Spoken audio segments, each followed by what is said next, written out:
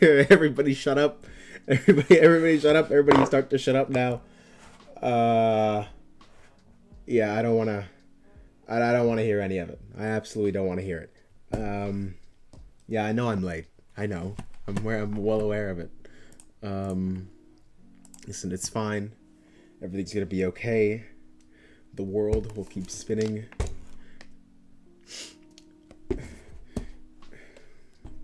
I appreciate all you guys for waiting here for little me. That's funny. You could have been doing something important, like with your day, but you're here for some strange, unknown reason. Just crazy. Hello, Bonnie Faye, Shaughnessy Feeney, Anthony Belding, Sans Undertale, everybody who's been in the chat, just keeping this stream alive while it was not even on. You'll love to see it. And I forgot again to turn on the ultra low latency we will die. So it's gonna be a second before I'm not gonna be as interactive with you guys. It's gonna be a second before I'm able to read your messages, like a long delay, but it's fine. I'll remember to make the latency low next time. Anyways, we're back at it again with Percy Jackson and the Heroes of Olympus, even though I know it's not called that, but I'm gonna call it that because I want to. Hello. All right, yeah, we are back. What's it called? Good to see you too, Bonnie Faye. And we are going to be picking up right where we left off. I'm going to be going off of Bonnie's list that she gave me for how I'm going to be reading through this book, because that seemed like a good model based on nothing I know. It's not like it was going to do anything productive with my life. You could have cured cancer by now. Who knows? Who knows? I don't know how smart you are.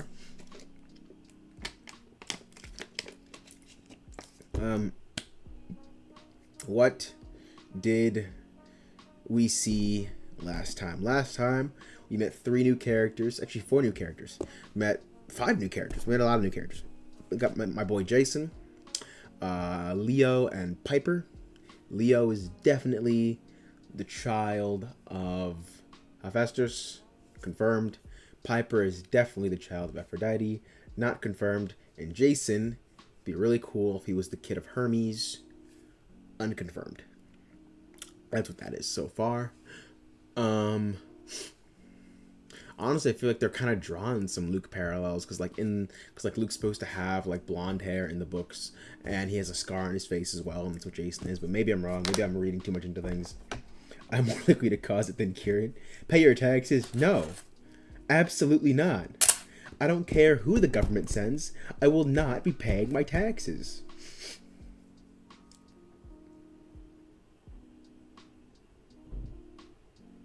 Read up to page 228 on my own instead of page 320. Sure, I'm down with that.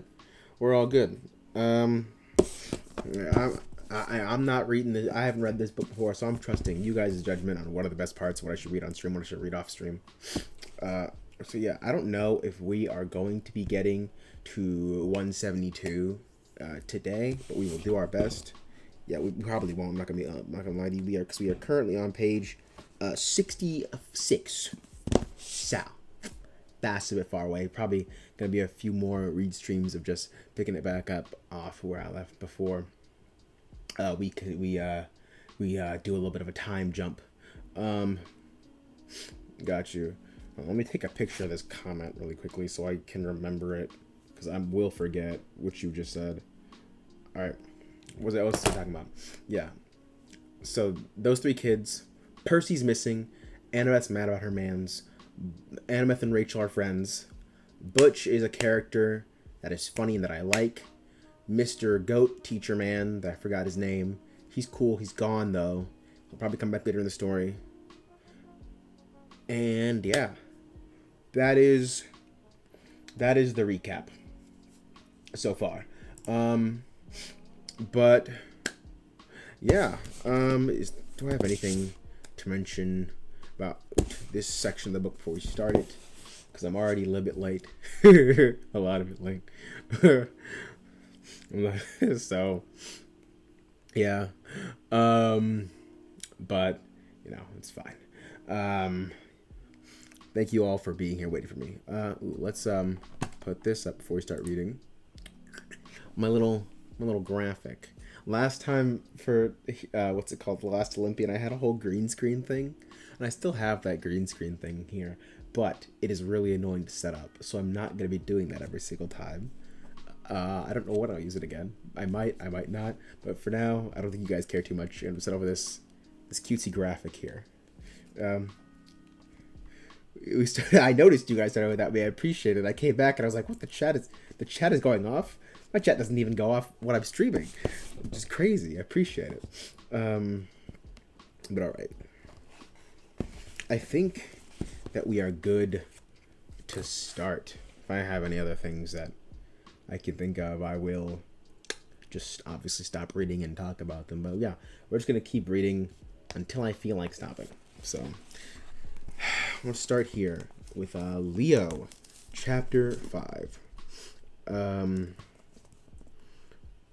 Leo's tour was going great until he learned about the dragon. The archer dude, Will Solace, immediately, I know that name. Did I say that last time? I might have said that last time. I don't know if we saw Will Solace last time. We probably did. I'm just repeating myself. But if I didn't, and this is the first time we're seeing him, I know that name. Yeah, I did talk about him last time. Never mind. Forget what I just said. Continuing on. Will Solace seemed pretty cool. Everything he showed Leo was so amazing. It should have been illegal. Real Greek warships moored at the beach that sometimes had practice fights with flaming arrows and explosives. Sweet! Arts and crafts sessions where you can make sculptures with chainsaws and blowtorches. Leo was like, sign me up. The woods were stocked with dangerous monsters and no one should ever go in there alone. But people do all the time. Nice. And the camp was overflowing with fine-looking girls. Let's go. Leo didn't quite understand the whole related to the god business. Leo, you can't be that dumb, bro. But he hoped that he didn't mean he was cousins with all these ladies. That would suck. Oh, you for sure are. It's okay, though. In Greek mythology, we don't actually care. So, I'll look the other way if you do. At the very least, he wanted to check out those underwater girls in the lake again. They were definitely worth drowning for. Leo is so relatable. Oh my god. Will showed him the cabins, the dining pavilion, and the sword arena. Yeah, you already said that. Yeah, okay, I figured. Do I get a sword? Leo asked. Will glanced at him, like he found the idea disturbing. You'll probably make your own, seeing as how you're in cabin 9. Yeah, what's up with that? Vulcan. Usually don't call the gods by their Roman names, Will said. The original names are Greek. Your dad is Hephaestus. Festus. Lee heard somebody say that before, but he was still dismayed. Sounds like the god of cowboys. Hephaestus, Will corrected. God of blacksmiths and fire. Leo had heard that too, but he was trying not to think about it. The god of fire? Seriously? Considering what had happened to his mom, it seemed like a sick joke. So the flaming hammer over my head. So the flaming hammer over my head, Leo said. Good or bad thing? Will took a while to answer. You were claimed almost immediately. That's usually good. But that rainbow pony dude, Butch, he mentioned a curse. Ah, look, it's nothing. Since Cabin 9's last head counselor died. Oh. Rest in peace to the goat. Beckendorf, my boy. Percy. Listen, Rick Riordan, if you're watching, but you're not, hey, somebody send this to Rick Riordan and or Walker Scobell and or Arya and Simhadri, anybody else. Send this to any of them. Tell them to cast me as Beckendorf in the Percy Jackson live action series. Okay. Anyways, I want to play Beckendorf. Died like painfully. I had to let your bunkmates tell you about it. Yeah, where are my home dogs? Shouldn't their counselor be giving me the VIP tour? He can't. You'll see why. We'll forge ahead before Leo could ask anything else. Curses and death, Leo said to himself. This just gets better and better. He was halfway across the green when he spotted his old babysitter, and she was not the kind of person he expected to see at a demigod camp. Leo froze in his tracks. What's wrong? Will asked. Tia Khalida, Auntie Khalida. That's what she'd called herself. But Leo hadn't seen her since he was 5 years old. She was just standing there in the shadow of a big white cabin at the end of the green.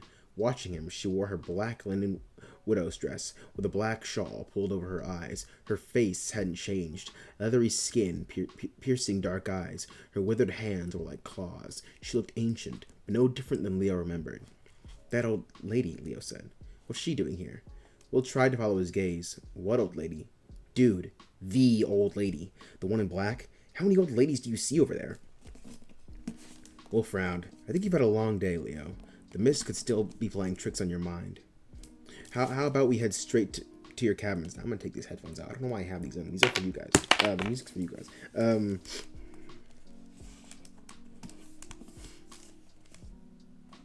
Well, front, I think you've had a long day, Leo. The mist could still be playing tricks on your mind. How about we head... Okay. Leo wanted to protest, but when he looked back toward the big white cabin, Tia Calida was gone. He was sure she'd been there. Almost as if thinking about his mom had summoned Calida back from the past. And that wasn't good, because Tia Calida had tried to kill him. Oh, shit. What not? On to the year, ladies and gentlemen. Leo the ladies' man. With the way Leo looking at these women, are we sure he isn't the son of Zeus? At least Leo could control himself. That is yet to be seen. I mean, you guys have seen it, but I haven't. Just messing with you, man. Leo pulled some gears and levers from his pocket and started fiddling with them to calm his nerves. He couldn't have everybody at camp thinking he was crazy. At least, not crazier than he really was. Let's go see Cabin 9, he said. I'm in the mood for a good curse. From the outside, the Ephesus cabin looked like an oversized RV with shiny metal walls and metal... Yeah, we haven't seen Hephaestus cabin in great detail. We've seen it. With shiny metal walls and metal slatted windows. The entrance was like a bank vault door, circular and several feet thick. It opened with lots of brass gears, turning and hydraulic pistons blowing smoke. Leo whistled. They got a steampunk theme going on, huh? Inside the cabin seemed deserted. Steel bunks were folded against the walls like high-tech Murphy beds. Each had a digital control panel, blinking LED lights, glowing gems, and interlocking gears. Leo figured each camper had his own combination lock to release his bed, and there was probably an alcove behind it with storage, maybe some traps to keep out unwanted visitors. At least that's the way Leo would have designed it. A fire pole came down from the second floor. Even though the cabin didn't appear to have a second floor from the outside.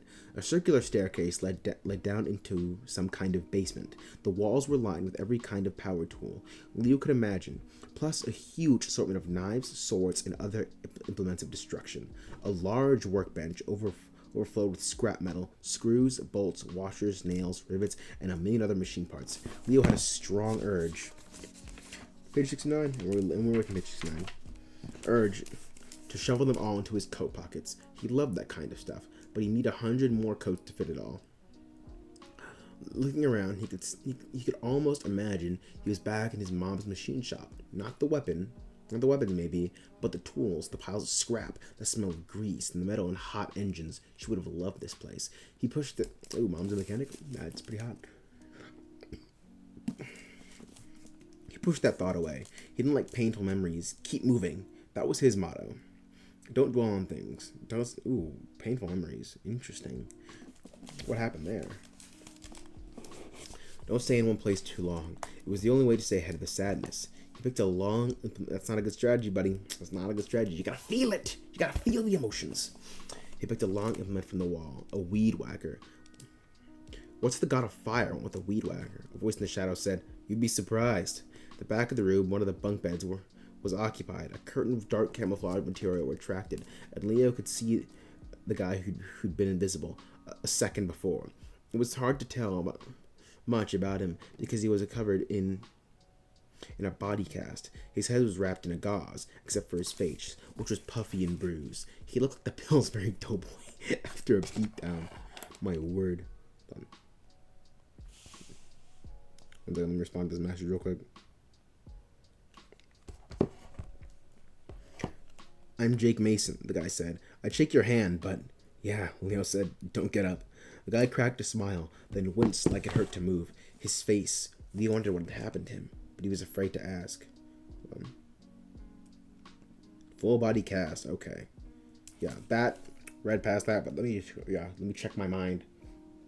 I always found it cool that the cabin is like a workshop. Super neat. Yeah, I love this the neat little details that are given to each of the cabins. I think it's really cool. And I think it makes a lot of sense. Obviously.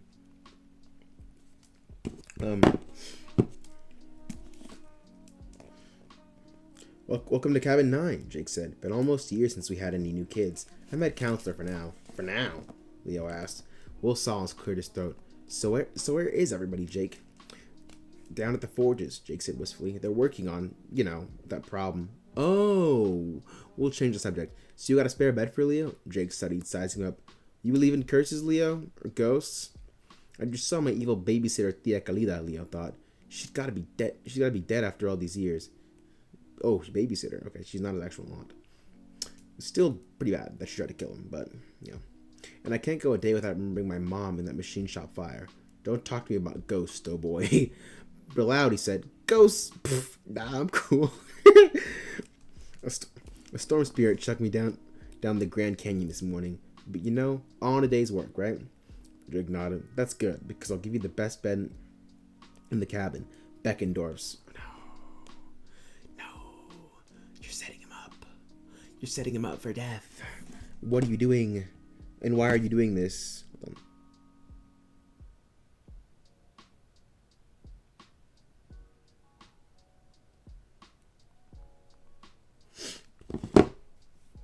Where is it? Where was I? Okay. Whoa, Jake will said. You sure? Jake called out bunk 1A. Jake called it bunk 1A, please. The whole cabin rumbled. Whoa. A circular section of the floor spiraled open like a camera lens, and a full-sized bed popped up. The bronze frame had a built-in game station at the footboard, a stereo system in the headboard, a glass door refrigerator mounted into the base, and a whole bunch of control panels running down the side. That's sick. Leo jumped right in and lay back with arms behind his head. I can handle this.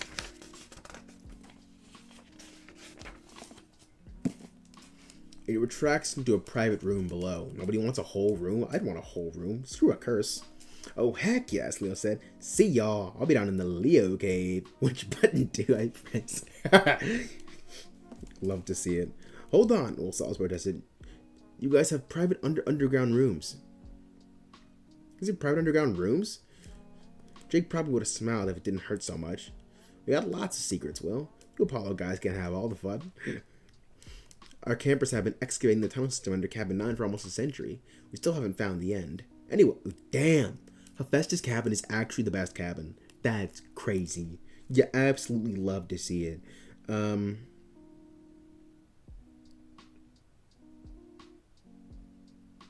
We still haven't found the end. Anyway, Leo, if you don't mind sleeping in a dead man's bed, it's yours. Suddenly, Leo didn't feel like kicking back. Why would you say it like that? He sat up carefully and didn't touch any of the buttons. The counselor who died. This is his bed? Yeah, Jake said. Charles Beckendorf. Leo saw blades coming through the mattress, or maybe a grenade sewn into the pillowcase. He didn't, die in his bed, did he? No, Jake said. In the Titan War last summer. Oh yeah, just in the war. In the little war we had. Don't worry about it. It's not, no biggie. Don't worry about it. The Titan War? Leo repeated, which has nothing to do with this very fine bed. The Titans, Will said. Like Leo was an idiot. The big powerful guys that ruled the world before the gods. They tried to make a comeback last summer. We just casually kicked their asses. No big deal. Their leader, Kronos, built the palace on top of Mount Tam in California. Their armies came to New York and almost destroyed Mount Olympus. A lot of demigods died trying to stop them. I'm guessing this wasn't on the news, Leo said. It seemed like a fair question. Will shook his head in disbelief.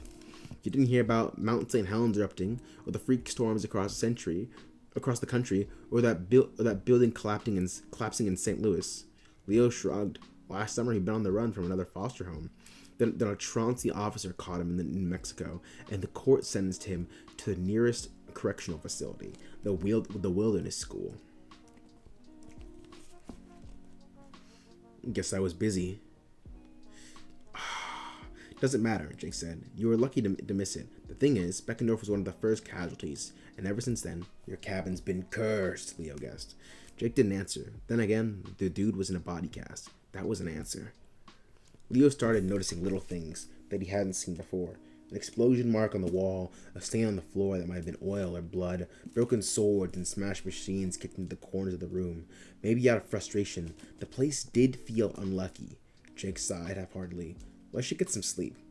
I hope you like it here. Leo, it used to be really nice. He closed his eyes and the camouflage curtain drew itself across the bed. Come on, Leo, Will said. I'll take you to the forges. As they were leaving, Leo looked back at the news bed. Leo looked back at his new bed. He could almost imagine a dead counselor sitting there, another ghost who wasn't going to leave Leo alone. All these characters have a really interesting setup, and I'm really loving how Rick is choosing to set up all these different characters. I'm a very big fan of it, because he doesn't do this like, well, it's not that he does, he has done this, but he really just, like, Percy was the only character that we really needed to, like, truly set up in the first one.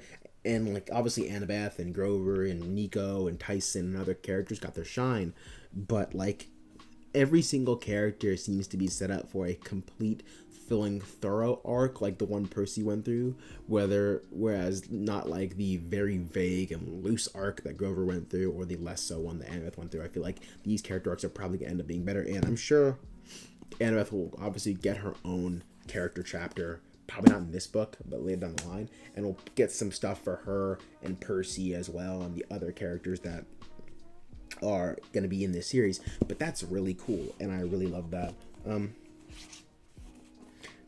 You would think building your own bed would be initiation for Hephaestus. You would think so. And you have, and then you have, I assume you said and then you have Athena's cabin, which is just a bunch of beds pushed against a wall in a library. That's fucking terrible, but it makes sense for Athena's cabin.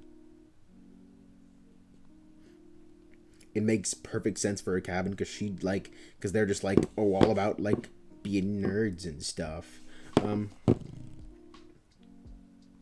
I like how for Athena's cabin implies that sleeping is a secondary thought to having a space for ways to learn, but the Hephaestus cabin used their passion to improve their living space. I always hated the books keep getting better. By the way, whenever you leave off, you can just read the rest off stream until 2:28. You shouldn't need to come back to stream. Oh, you think so? Why do you say that? I thought you said I should read till 172. What made you change your mind?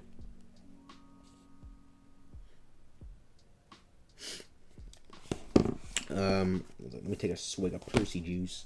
Sounds gross, but I'm gonna keep calling it that because it's funny.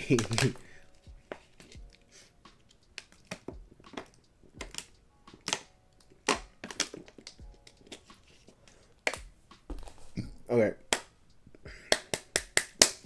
But yeah, I'm loving the character setup for all these guys. I'm really, really loving it. So, let us continue on swiftly. I think he should continue. Shaughnessy thinks I should continue. There's a reveal, but I think it's okay to read on your own. I see. Well, I'm gonna leave it to the chat to decide. Bonnie says I should freaking whenever I leave off, I read till 2:28. Shaughnessy says I should continue. If anybody else has any other opinions, agrees with one of them, let me know. Speak now or forever hold your peace. Yeah, if nobody else agrees with Shaughnessy, then we're just doing what Bonnie says I should do. But yeah, because I want to get to Son of Neptune because it has such a cool cover. It's such a cool cover. That's like the only reason. It's not the only reason, but it's also a cool name, and I'm assuming Percy's in that one. But yeah, that's my boy. But regardless, I'll read your answers in a second. But yeah, if you answer, assumedly. Anyways, let's get on to Leo.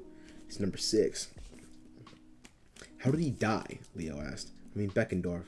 Will Salas charged ahead. Explosion. Beckendorf and Percy Jackson blew up a cruise ship. Ugh! Fuck. That's my thought. This book would be so... I keep saying this, and I'm gonna keep saying this. It'd be so cool to read this series from just starting from this one alone. because you hear about all the cool shit in the past, and then you're like, I feel like it's a lot cooler to hear about all the cool shit and then want to go back, and then you're like, then you read all the cool, like you hear about this legend Percy Jackson, da da da da, and I'm assuming you read about him, and then you find more about him out later on, right, in the book, and I'm assuming, you know, he's fully characterized in this series as well, but like, I feel like it just make Percy feel so much grander and much more epic. You hear about all these legends, and then you obviously meet him, but then you're like, okay, how did Percy start out? How did he become the guy, the goat that he is? And then you go back to the first series and you read it. I feel like that's always gonna be really freaking cool. Anyways, we'll saw charge of explosion. Beckendorf and Percy Jackson blew up a cruise ship full of monsters. Beckendorf didn't make it out. That was that name again. Percy Jackson. I can't even read another sentence. I can't even read another sentence without the goat, without Rick Riordan glazing his own MC, without the goat being mentioned as if in the epicness, as if in the pages of mythology himself. You love to see it.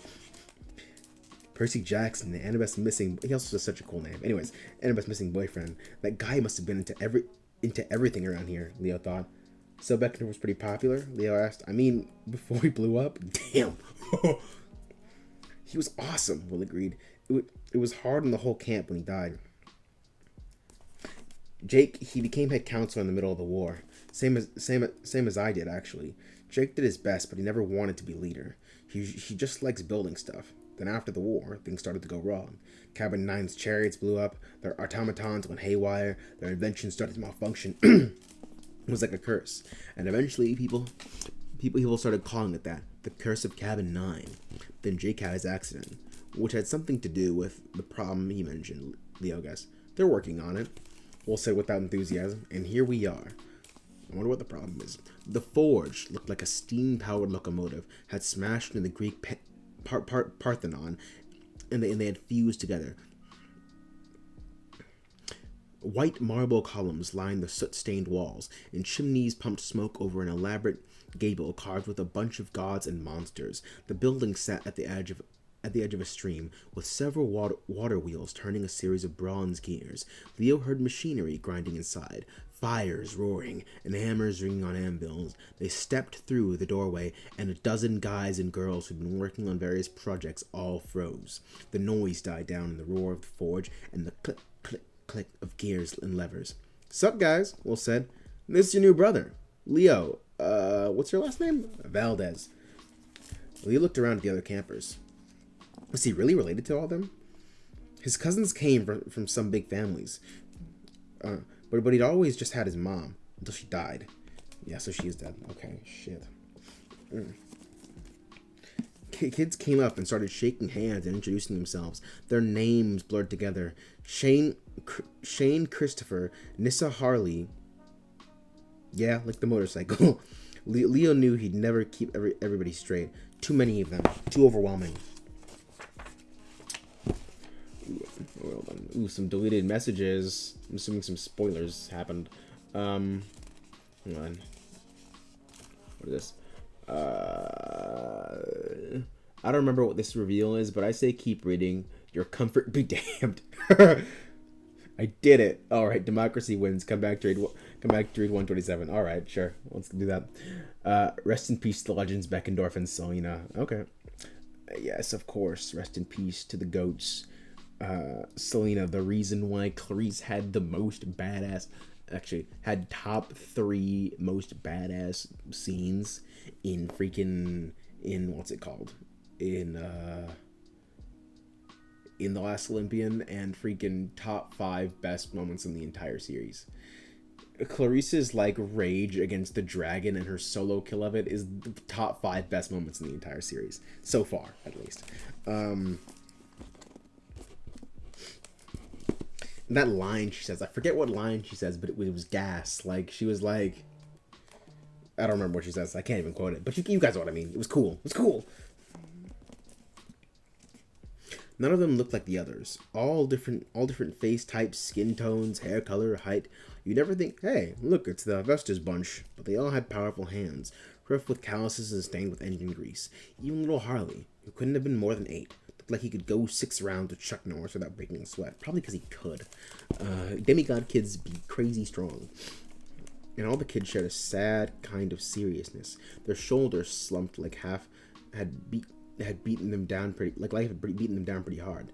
Several looked like they'd been physically beaten up too. Leo counted 2 arm slings, 1 pair of crutches, an eye patch, 6 ace bandages, and about 7,000 band-aids. Well, alright, Leo said. I hear this is the party cabin. Nobody laughed. They all just stared at him. Will Solace patted Leo's shoulder. I'll leave you guys to get acquainted. Somebody show Leo to get dinner when it's time. I got it, one of the girls said. Is this Riz? Chad, is this Riz? Anyways, I can't believe I actually just said that unironically. It's great. One of the girls said, Nissa, Leah remembered. She wore camo pants, a tank top that showed off her buff arms.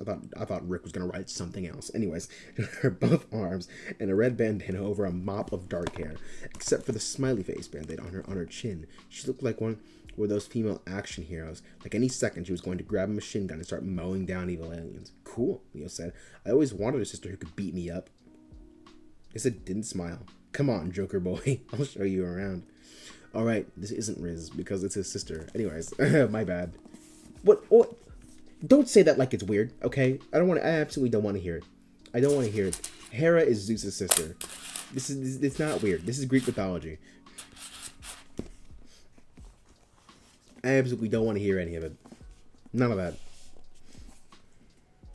I still say Percy becoming a hurricane to fight Atlas was probably the coolest fight. I did like that fight. But I'm not going to lie. My favorite Percy fight is probably his rematch against the Minotaur. Actually, I don't know if it's my favorite Percy fight, but it's probably my favorite moment in the last Olympus for Percy that I can remember. Because it was just such a finesse moment. Like he absolutely destroyed the Minotaur, and then he just like, thanks for playing, and it evaporated. That was so gas. I need to reread the what's it called? The Atlas fight, and also the last Olympian as a whole. You do not want to look at the family tree. What a nightmare! I wouldn't.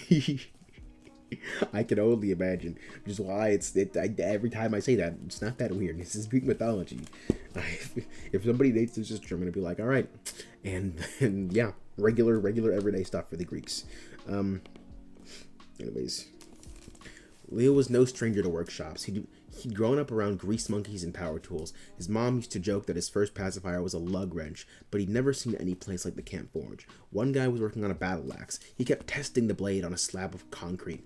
Each time he swung, the axe cut into a slab like it was warm cheese. But the guy looked unsatisfied and went back to honing the edge. What's he planning to kill with that thing? Leo asked. Leo says, a battleship? You never know. Even with celestial bronze, that's the metal? She nodded. Mine from Mount Olympus itself. Extremely rare. Anyway, it usually disintegrates monsters on contact, but big powerful ones have notoriously tough hides. Drakens, for instance. You mean dragons? Similar species.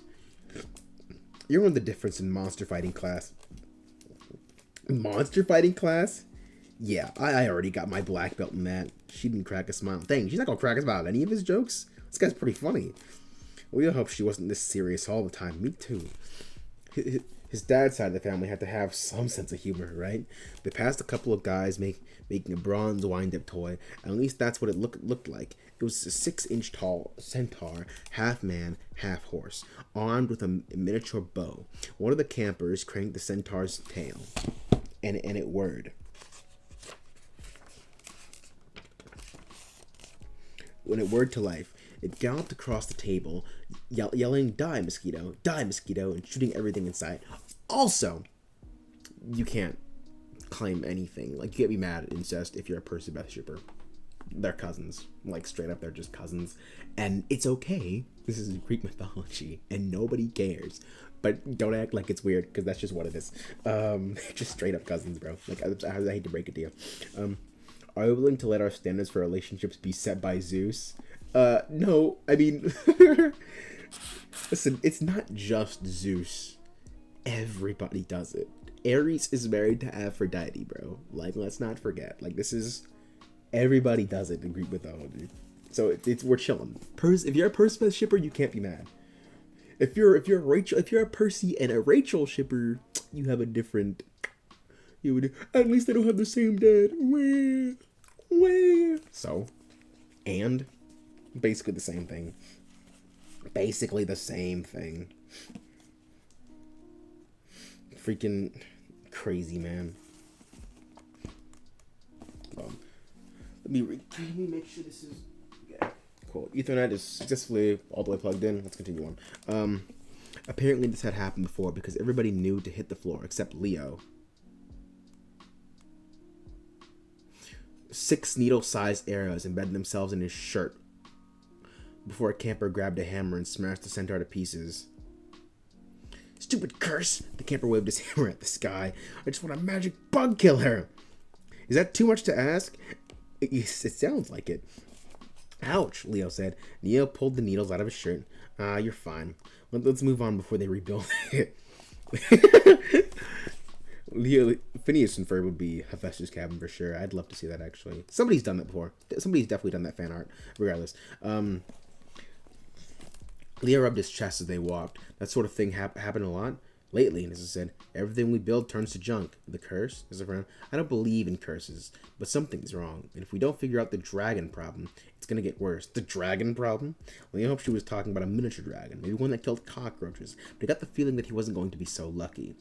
Nissa took him over to a big wall map that a couple of girls were studying. The map showed the camp, a semicircle land with Long Island Sound on the north shore, the woods to the west, the cabins to the east, and a ring of hills to the south.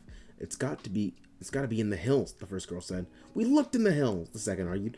The woods are a better hiding place, but we already set traps. Hold up, Leo said. You guys lost a dragon? A real, full-size dragon? There was a bronze dragon, Nissa said, but yes, it's a life-size automaton. Interesting.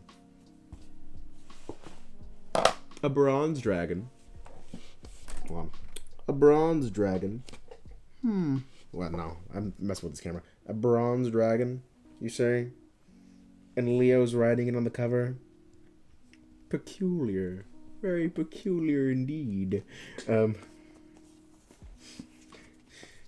Yeah, the only no-go for relationships in this series is different parent. Yeah.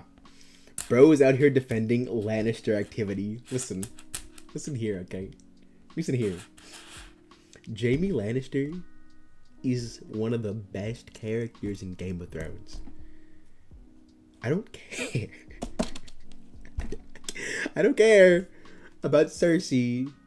Cersei's also one of the best characters in Game of Thrones, but she's evil and we hate her. Jaime Lannister is great, and they can never take that away from him. The things we do for love. Anyways, Hephaestus' cabin built it years ago, and it was lost in the woods until a few summers back, when Beckendorf, the goat, found it in pieces and rebuilt it. It's been helping protect the cabin, but it's a little unpredictable. Unpredictable, Leo said. It goes haywire and smashes down cables, sets people on fire, tries to eat the satyrs. It's pretty unpredictable. Nissa nodded. Beckendorf was the only one who could control it. Then he died. The dragon just got worse and worse. Finally went berserk and ran off. Occasionally it shows up, demolishes something, and runs away again. Everyone expects us to find it and destroy it. Destroy it? Leo was appalled. You've got a life-size bronze dragon and you want to destroy it? It breathes fire, Nissa explained. It's deadly and out of control, but it's a dragon. Dude, that's so awesome. Can't you try talking to it, controlling it? We tried. Jake Mason tried. You saw how all that worked. Oh, that's what happened to Jake. Leo thought about Jake, wrapped in a body cast, lying alone in his bunk. Still, there's no other option. I feel like there's another option. For some strange reason, I think there's another option. Anyways, did you finish Game of Thrones? I finished the series Game of Thrones. I haven't read all the books yet for Game of Thrones. I mean, I don't know if I'll even start the books because George R. R. Martin refuses. I just saw that shit in the replay of that clip for me looking at the thing, and I totally biffed that. Let's say I wouldn't do it again. I feel like... I don't even remember what I said. I feel like... I don't know what I said. Anyways, it doesn't matter. But, yeah. I don't know if I'm going to finish the books because George R. R. Martin just refused to finish them as well. So that might just end up being the true ending of Game of Thrones, which is so sad. But yeah.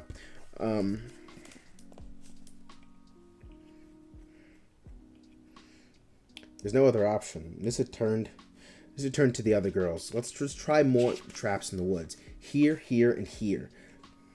Bait them with 30-weight motor oil. The dragon drinks that? Leo asked. Yeah, just aside regretfully. He used to like it with a little Tabasco sauce right before bed.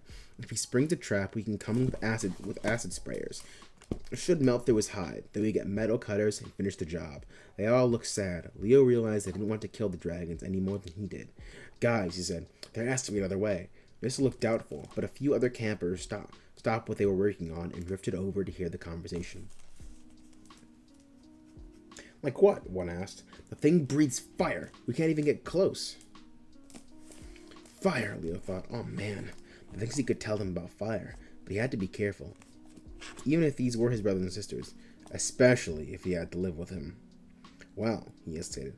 Hephaestus is the god of fire, right? So don't any of you have like fire resistance or something? Nobody acted as if it was a crazy question, which was a relief. But Nissa shook her head gravely. That's a Cyclops ability. Dang, we don't have that. We don't have that kick again guy. Leo, demigod children of Hephaestus, we're just with our hands. We're builders, craftsmen, weaponsmen, stuff like that. Leo's shoulders slumped. Oh. The guy in the back said, well, a long time ago. Yeah, okay, and it's conceded. A long time ago, some of the children of Hephaestus were born with the power over fire. But that ability was very, very rare and always dangerous. I saw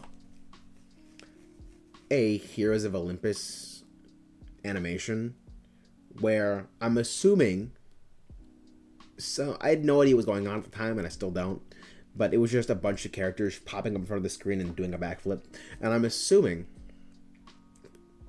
and then one of the characters, who looks like a lot like this kid on the cover right here, lit his hand on fire, and then, protruded back into the distance. I don't know if any of you have seen this animation, but it's pretty good. And if you haven't, I'll just show it to you guys real quick if you want to see it, because I can find it pretty fast because I have it saved in my phone. Sounds like a main character power, exactly. Dropping in to say hi before work. Hope you're enjoying. Hey, Bugitsu, nice to see you. I wish you could stay, but understand duty calls and all that. But yeah, I'm assuming Leo gets this fire ability. Anyways, I would have assumed that anyways, but whatever. Oh, you know that animation? Yeah, it's a pretty sick animation. It makes me wish Percy Jackson was an anime. I feel like it'd be so great as an anime. And always dangerous. No demigod like that has been born in centuries. The last one, she looked at one of the other kids for help. 1666, the girl offered. Guy named Thomas Fainer. He started the Great Fire of London and destroyed most of the city. Right, as I said, when a child of Hephaestus like that appears, it usually means something catastrophic is about to happen, and we don't need any more catastrophes. Well, have I got some shit news for you. Let's see it. Spoilers though. Alright, I'll show it to you guys. I'll find it after this chapter ends, and I'll show it to you guys. The future characters and stuff, I promise you, I have no idea what's going on in that animation. I've watched it like so many times. So if spoilers happen, they've already happened. And they'll probably pop up as he foreshadows shit. Yeah. But I'll show it to you guys after this chapter ends. Leo tried to keep his face clear of emotion, which wasn't his strong suit. I could see your point. Too bad, though. If you could resist flames, you would get close to the dragon. Then it would kill you with its claws and fangs. Then it would, said, or simply step on you. No, we've got to destroy it. Trust me. If anyone could figure out another answer, she didn't finish. But Leo got the message. This was the cabin's big test. If they could do something only Beckendorf could do, if they could subdue the dragon without killing it, then maybe the curse would be lifted. But they were stumped for ideas. Any camper figured out how would be a hero of Olympus. I don't know. Anyways, a conch horn blew in the distance. Campers started putting up their tools and projects. Leo hadn't realized it was getting so late. Are we about to see? No, we're about to see dinner. But he looked through the windows and saw the sun going down. His ADHD did that to him sometimes. If he was bored, a 50-minute Class seemed like 6 hours. Okay. Yeah. If he was interested in something like touring a demigod camp, hours slipped away, and bam, the day was over. Yep, that's relatable. Dinner, Nissa said. Come on, Leo. Up at the pavilion, right? He asked. Yeah. Yeah. She nodded. You guys go ahead, Leo said. Can you give me a second? Nissa hesitated. Then her expression softened. Sure, it's a lot to process. I remember the first day. I remember my first day. Come up when you're ready. Just don't touch anything. Almost every project in here can kill you if you're not careful. No touching, Leo promised. His cabinmate, is he lying? I feel like he's lying. Followed a Ford. Soon Leo was alone, with the sounds of bellows and the water wheels, and small machines clicking and whirring. He stared at the map of camp and locations where his newfound siblings were going to put traps to catch a dragon. It was wrong, plain wrong. Very rare, he thought, and always dangerous. He held out his hand and studied his fingers. They were long and thin, not callous like the other Hephaestus campers. He had never been the biggest or the strongest kid. He survived in tough neighborhoods, tough schools, tough foster homes by using his wits. He was the class clown, the court jester, because he'd learned early that if you cracked jokes and pretended you weren't scared, you usually didn't get beat up. It's actually facts. Even the baddest gangster kid would tolerate you, keep you around for laughs. I've actually done some stuff like that myself. Another reason why I should be playing Beckendorf in the Percy Jackson series. Anyways, plus humor was a good way to hide the pain, and if that didn't work, there was always plan B. Run away, over and over. There was a plan C, but he promised himself never to use it again. He felt nerves to try it now, something he hadn't done since the accident and his mom's death. He extended his fingers and felt them tingle, like they were waking up, pins and needles. Then flames flickered to life, curls of red-hot fire dancing across his paw. I didn't think that was going to happen this early. I thought it was going to be a thing, like, maybe for this book, but another Jason chapter next, but I didn't think it was going to be a thing that was going to happen immediately. But that's so interesting. So, I'm assuming Leo killed his mom in a house fire. I'm assuming that's what it is. Which, if so, dark backstory, Rick.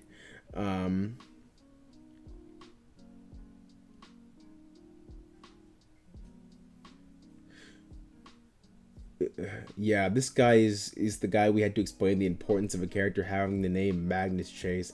If you don't know, he really doesn't know. Motherfucker. You know what? I'm not even gonna... Screw you, Anthony. Hold on, give me a second while I find this animation to show it to you guys.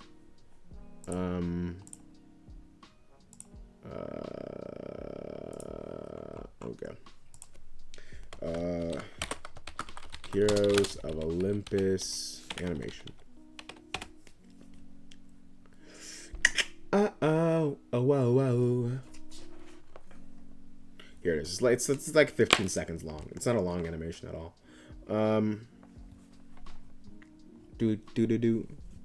Which, yeah, okay, here it is. Which one has more views? This one. Oh, this one. Here, let's stop the music for a quick second, just so I can not hear this. Alright. Let's put the big screen on here. You still hear my voice and you can just see this. Yeah.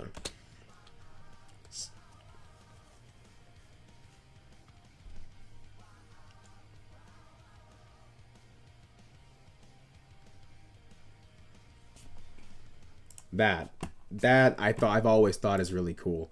And that made me curious to read Heroes of Olympus. I've always thought this was cool, but I have no idea what's going on here. I have no idea who this black girl is who can control rocks. Couldn't even guess. Freaking don't know this guy who's turning into a bear. I'm hoping this is either my girl Clarice or freaking what's it called? Thalia or somebody else that I have no idea who it is. My boy Nico, obviously. Don't know this person.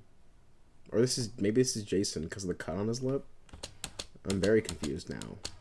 Leo, obviously, with the fire in his hands and all that. Love this guy. Love how he looks. This is Annabeth. Why does Annabeth look like this? Why is she not blonde? No, that's not Annabeth. Who is this? Oh, wait, so, ooh, okay. No, I'm seeing it now. Here's freaking... This is Nico. This is Jason. For some reason with lightning. I don't know what that's about. Hephaestus. What's it called?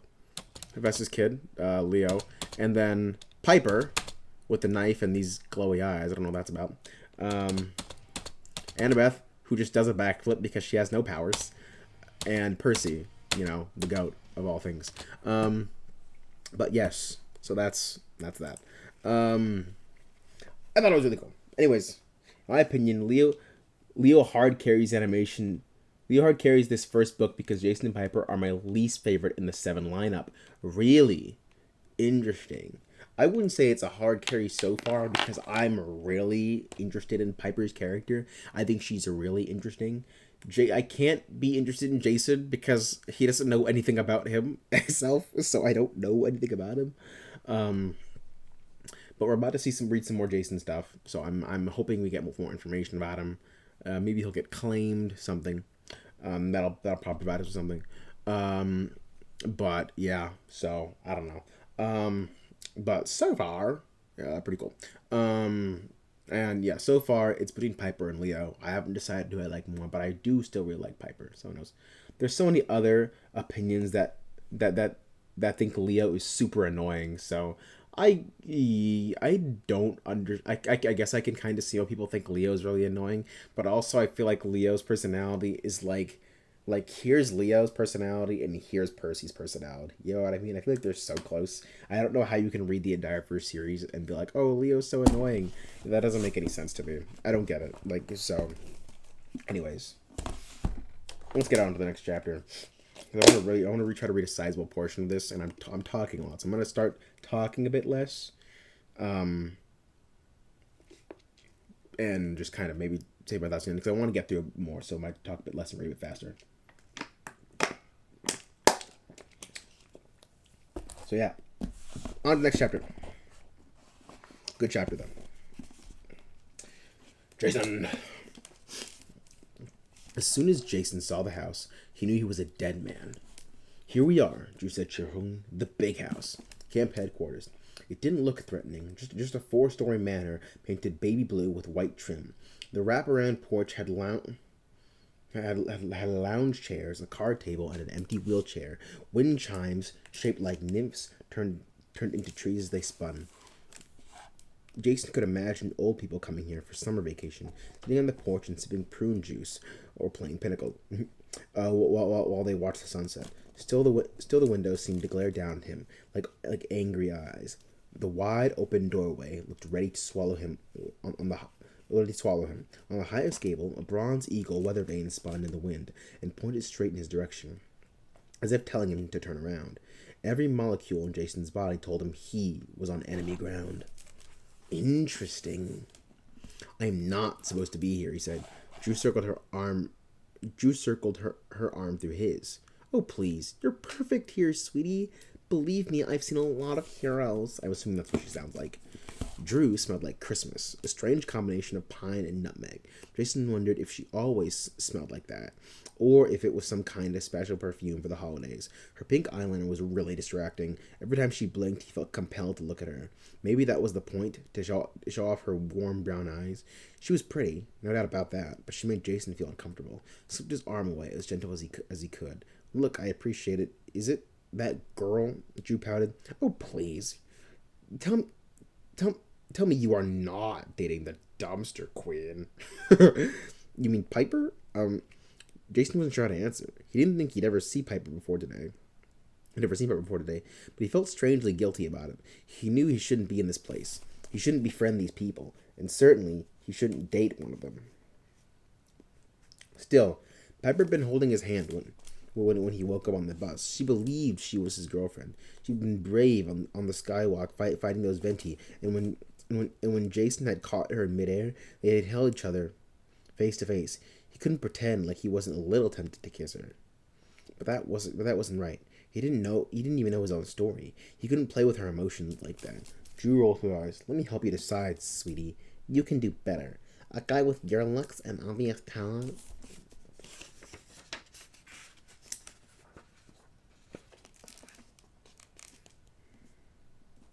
She wasn't looking at him, though. She was staring at a spot right above his head. You're waiting for a sign? He asked. Look what popped over Leo's head. What? No. Well, yes. I mean, from what I heard, you're pretty powerful, right? You're going to be important at camp.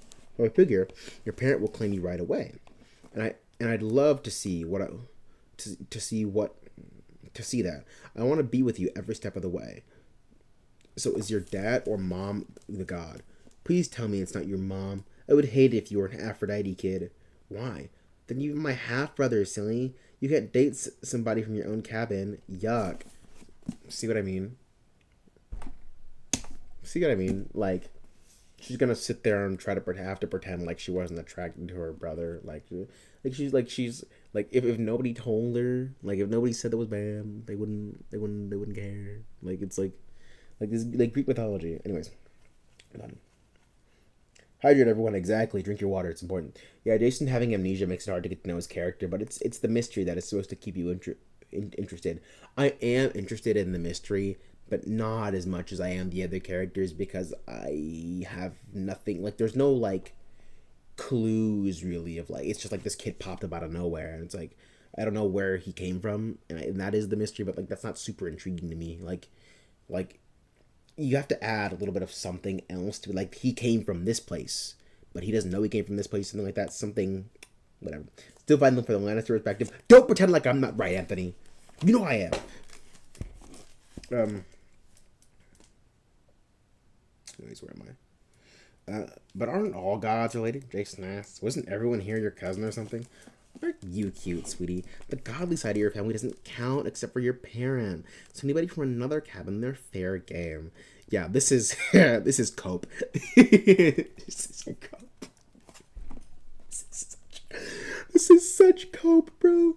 They're coping so hard at Camp Half-Blood because they don't want to admit that they're Greek through and through. This is such cope. Let's go. So anybody from the having their fair. So who's your godly parent, mom or dad? As usual, Jason didn't have an answer. He looked up, but no glowing sign popped above his head. At the top of the big house, the weather vane was still pointing his direction. The bronze eagle glaring as if to say, "Turn around, kid, while you still can." Then he heard footsteps on the front porch. No, not footsteps, hooves. Kyron, my boy. I was waiting for Kyron. I was waiting for him to see when he'd come up. This is Jason. He's totally awesome. Sorry, this is Jason. He's totally awesome. Jason backed up so fast he almost tripped. Rounding the corner of the porch was a man on a horseback, except he wasn't on horseback. He was part of the horse. From waist up, he was human, with curly brown hair and a well-trimmed beard. He wore a t-shirt that said, "World's Best Centaur." Let's go. They probably got that for his birthday or something. Or maybe Christmas. Maybe a war present. Who knows? He had a quiver and a bow strapped to his back. His head was so high up, he had to duck to avoid the porch lights, because from the waist down, he was a white stallion. Kyron started to smile at Jason, then the color drained from his face. "You!" Centaur's eyes flared like cornered animals. "You should be dead!" Sorry. Kyron ordered Jason, invited, but it sounded like an order, to come inside the house. He told Drew to go back to her cabin, which Drew didn't look happy about. The centaur trotted over to the empty wheelchair on the porch.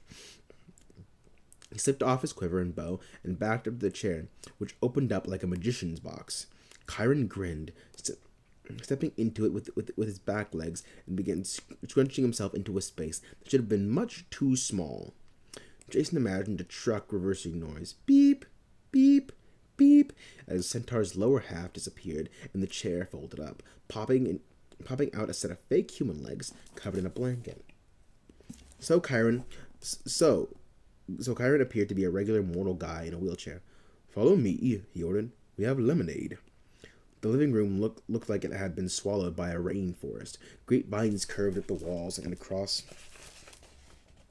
the ceiling, which Jason found a little strange. He didn't think plants grew like that inside, especially in the winter, but these were leafy greens and bursting with bunches of red grapes. Leather couches faced a stone fireplace with crackling fire. Wedged in one corner There's in one corner. An old-style Pac-Man arcade game beeped and blinked. Mounted on the walls was an assortment of masks, smiley, frowny Greek theater types, featured feathered Mardi Gras masks, Venetian carnival masks with big beak-like noses, carved wooden masks from Africa. Carved wooden masks from Africa. I don't know how that's done in structure, but whatever. Grapevines grew through their mouths, so they seemed to have leafy tongues. Some had red grapes bulging through their eye holes. But the weirdest thing was a stuffed leopard's head above the fireplace. It looked so real. Its eyes seemed to follow Jason. Then it snarled, and Jason nearly leaped out of his skin. Now, Seymour, Chiron chided, Jason is a friend. Behave yourself. That thing is alive, Jason said. Chiron rummaged through the side pocket of his wheelchair and brought out a package of sausages. He threw one to the leopard, who snapped it up and licked his lips. You must excuse the decor, Chiron said. Oh, this was a parting gift from our old director before he was recalled to Mount Olympus. Let's say it again, but in his voice. You must excuse the decor, Chiron said. All this was a parting gift from our old director before he was recalled to Mount Olympus. I have to do the Chiron voice every time. He thought it would help us to remember him. Mr. D has a strange sense of humor. Mr. D, Jason said. Dionysus? Oh, so you say his Greek name. Mm-hmm. Chiron poured lemonade through his hands though his hands were trembling a little. As for Seymour, well, Mr. D liberated him from a Long Island garage sale. The leopard is Mr. D's sacred animal, you see, and Mr. D was appalled that someone would stuff such a noble creature. He decided to grant it life, on the assumption that life as a mounted head was better than no life at all. I must say, it's a kinder fate than Seymour's previous owner got. Seymour bared his fangs and sniffed the air, as if hunting for more sausages. If he's only a head, Jason said, where does the food go when he eats it? Better not to ask, Chiron said. Please sit. Jason took some lemonade through his stomach. Though his stomach was fluttering, Chiron sat back in his wheelchair and tried for a smile, but Jason could tell it was forced. The old man's eyes were as deep and dark as wells. So, Jason, he said, would you mind telling me where you're from? I wish I knew. Jason told him the whole story. From waking up on the bus to crash landing at Camp Half-Blood. He didn't see any point in hiding the details, and Chiron was a good listener. He didn't react to the story other than to nod encouragingly for more. When Jason was done, the old man sipped his lemonade. I see, Chiron said. You must have questions for me. Only one, Jason admitted. What do you mean when you said that I should be dead? Chiron studied him with concern, as if he expected Jason to burst into flames. My boy, do you know what those marks on your arm mean? The color of your shirt? Do you remember anything? Jason looked at the tattoo on his forearm. SPQR, the eagle, 12 straight lines. No, he said, nothing. Do you know where you are? Chiron asked. Do you understand what this place is, and who I am? You're Chiron, centaur, Jason said. I'm guessing you're the same one from the old stories. You used to train Greek heroes like Hercules. Hercules is a dumb name. I don't care. And also, you're Roman, clearly, or something. So don't say Heracles. This is a camp for demigods, children of the Olympian gods. So you believe those gods still exist? Yes, Jason said immediately. I mean, I don't think we should worship them or sacrifice chickens to them or anything, but they're still around because they're a powerful part of civilization. They move from country to country as the center of power shifts, like they move from ancient Greece to Rome. How do you know all of this? You woke up 2 hours ago. Maybe. No, it wasn't 2 hours ago. It was a whole day ago, but still, how do you know all of this, bro? My glorious Centaurian king. Facts, Chiron is the goat. I couldn't have said it better. Something about Chiron's voice changed. So, you already know the gods are real. You already have been claimed, haven't you?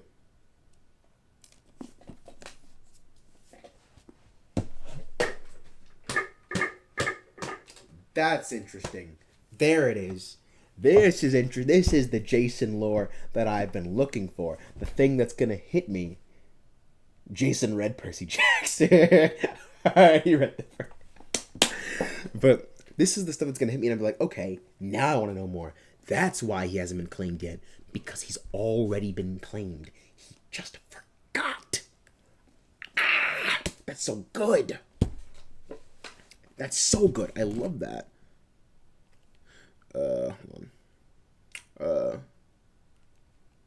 Respond to the message real quick. Anyways, let's keep reading. That's great. And also, he should be dead. What? That's the Jason. Now I'm getting interested in this character. Now I'm getting interested.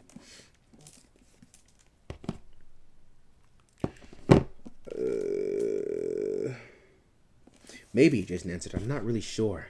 Seymour the leopard snarled. Chiron waited, and Jason realized what had just happened. The centaur had switched to another language, and Jason had understood automatically, answering in the same tongue.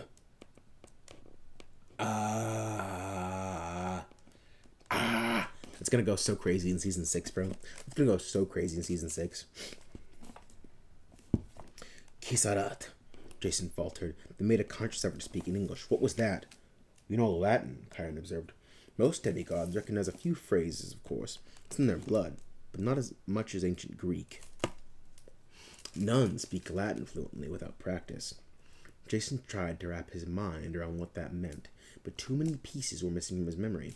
He still had the feeling that he shouldn't be here. It was wrong and dangerous, but at least Chiron wasn't threatening. In fact, the centaurs seemed concerned for him, afraid for his safety. The fire reflected in Chiron's eyes, making them dance fretfully. I taught your namesake, you know. The original Jason. He had a hard path. I've seen many heroes come and go. Occasionally they have happy endings. Mostly they don't. It breaks my heart. Like losing a child each time one of my pupils dies. But you are not like any people I've ever taught. Your presence here could be a disaster. Thanks, Jason said. You must be an inspiring teacher. Dang, what a dick. I guess Chiron's being mean too. I'm sorry, my boy, but it's true. I had hoped that after Percy's success... Percy Jackson, you mean? They keep mentioning him like he's the GOAT, because he is. Annabeth's boyfriend? The one who's missing? Chiron nodded. I hope that after he succeeded in the Titan War and saved Mount Olympus, we might have some peace. I might be able to enjoy one final triumph, a happy ending, and perhaps retire quietly. No, sir, Mr. Chiron. These books churn out too much money for your happiness. Fuck that happiness shit. Rather than pain some more as we expand the story. You'll be fine. You can live on. Listen, Wrath of the Triple Goddess is going on right now. I don't know if you're on those, but as soon as those trilogies end, maybe we're gonna have some peace. Unless we want another journey with Percy and the gang, then you're gonna have to saddle up for some more sadness. It's okay. You'll live through it. You'll live through anything. You're immortal. It'll be fine. And perhaps retire quietly. I should have known better. The last chapter approaches just as it did before. The worst is yet to come. In the corner, the arcade game made a sad pew pew pew pew sound like Pac-Man had just died. That's not. Oh, wait, hold on. Pac-Man dying sounds like or something like that. I don't know. Okay, Jason said. So, last chapter happened before. Worst yet to come. Sounds fun. But can we go back to the part where I'm supposed to be dead? I don't like that part.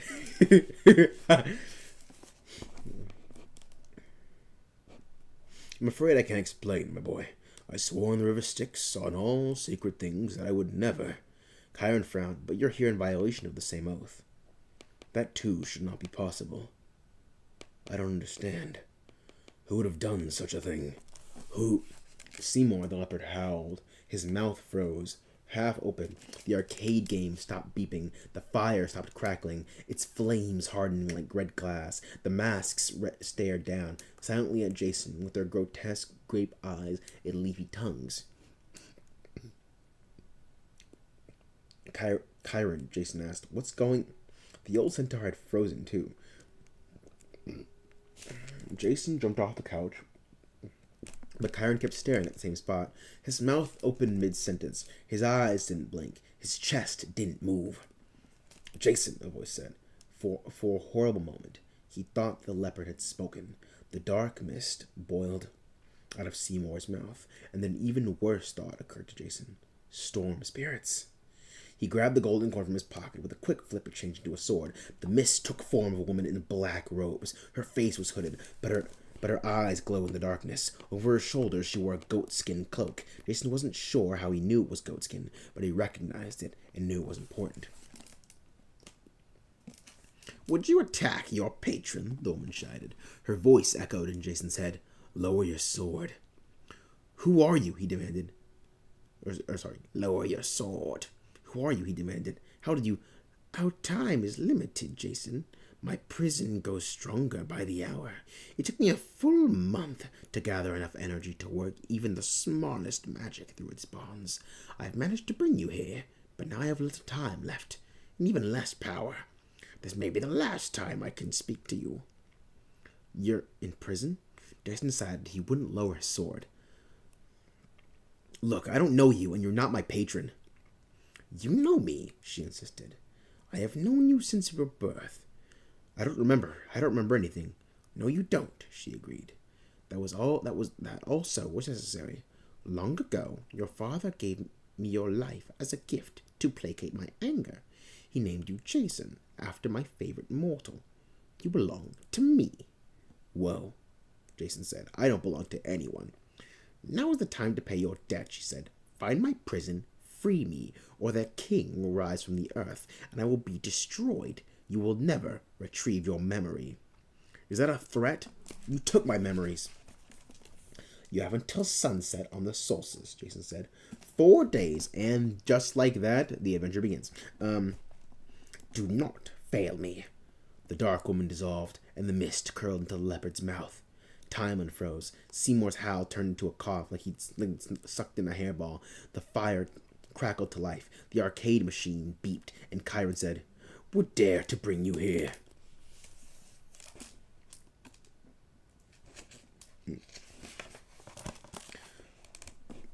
"Probably the lady you missed," Jason offered. Chiron looked up in surprise. "Weren't you just sitting... Why do you have a sword drawn?" Why do you have a sword drawn? I have to do the voice. I love the voice. "I hate to tell you this," Jason said, but I think your leopard just ate a goddess." He told Chiron about the frozen in time visit, the dark misty figure that disappeared into Seymour's mouth. "Oh dear," Chiron murmured. "That does explain a lot." "Then why don't you explain it a lot to me?" Jason said. "Please." Before Chiron could say anything, footsteps reverberated on the porch outside.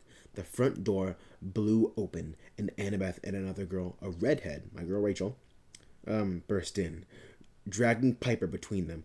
Piper's head lolled like she was unconscious. "What happened?" Jason rushed over. "What's wrong with her?" "Harris cabin," Annabeth gasped. "If they'd run all the way. Vision. Bad." The redheaded girl looked up. Jason saw that she'd been crying. The redheaded girl gulped. "I think I may have killed her." "Ugh. She's fine. She's the main character. It's okay." That is probably the best chapter of this entire book so far. I'm not gonna hold you. That chapter was fantastic. Oh my god, I loved every page. Man. That was great. I love how when people talk about Percy, they speak of him with the same weight they would for Hercules. Yes, every single time they say it, it's just like they're gassing him up. They're gassing up the legend that is Percy Jackson. I love it because he's really that man, bro. He's really and that's what I'm saying. Like, if you read this whole series, and then you see him, and then he does cool shit, and you're like, dang, he really is the legend that they were gassing up the whole time. Like, this is really his first time, right? And they're like, but how did he become the legend, though? And you see this, and you see who he is, like how he became who he became, and like everything he went through, and all the things like he did in the War of the Titans, bro. I feel like, I don't know, this is my theory, that when I get to Blood of Olympus and I finish this whole trilogy out, I imagine that I will say that everybody should read Heroes of Olympus first. Percy's the hero. We got a goal and a deadline. Sounds like it's questing time. Yes, sir. It's quest time, baby. Time to boot up this year's quest. You get no breaks, Chiron. It's free. It's time again. All right. let's quickly move on to the next chapter because I am riveted by Jason's story right now. Jason, and that's why I love. It's a small thing, and of course it makes sense. And this is like any competent writer worth their salt would do this. But I love how even though we introduced Piper in this book already, since Jason doesn't know who Piper is, he just refers to Piper, yeah, Rachel. Since Jason doesn't know who Rachel is, he refers to her strictly as the redhead right now. And it's a small thing, and it's just how you should do it if you're gonna write this kind of story. But I just like that. I just like that, and I notice it. I think it's cool. I wouldn't do it again because I got so many spiders. You wouldn't do what again? Oh, you wouldn't. You're saying you wouldn't? Are you saying you wouldn't read Heroes of Olympus again because you got so many spoilers? Well, I don't know. I feel like that's like saying you shouldn't watch Star Wars like 4, 5, 6, 1, 2, 3 because you got spoilers for the original trilogy. You know what I mean? That's what I imagine it would feel like. Because, like, yeah, you spoil the fact that Anakin turns evil. Like, yeah, but it's just a matter of watch order. Like, I feel like you could probably read them either way. But based on the distinction, I feel like that, like, you can just do, like, how you can watch Star Wars 4, 5, 6, 1, 2, 3, and how you can watch Star Wars 1, 2, 3, 4, 5, 6. Like, how it just works. My only problem with doing Heroes of Olympus before the OG books is it heavily spoils the originals. Yeah, but that's just this, like, that's just the Star Wars thing that I mentioned. Like it's, I feel like it's just it would build the intrigue and it would make those events feel so much more legendary when you eventually do see them. That's what I say. Let's go on. Jason and the redhead, who introduced herself as Rachel, put Piper on the couch while Annabeth rushed down to the hall to get a med kit. Piper was still breathing, but she wouldn't wake up. She seemed to be in some kind of a coma. We've got to heal her, Jason insisted. There's a way, right? Seeing her so pale, barely breathing, Jason felt a surge of protectiveness.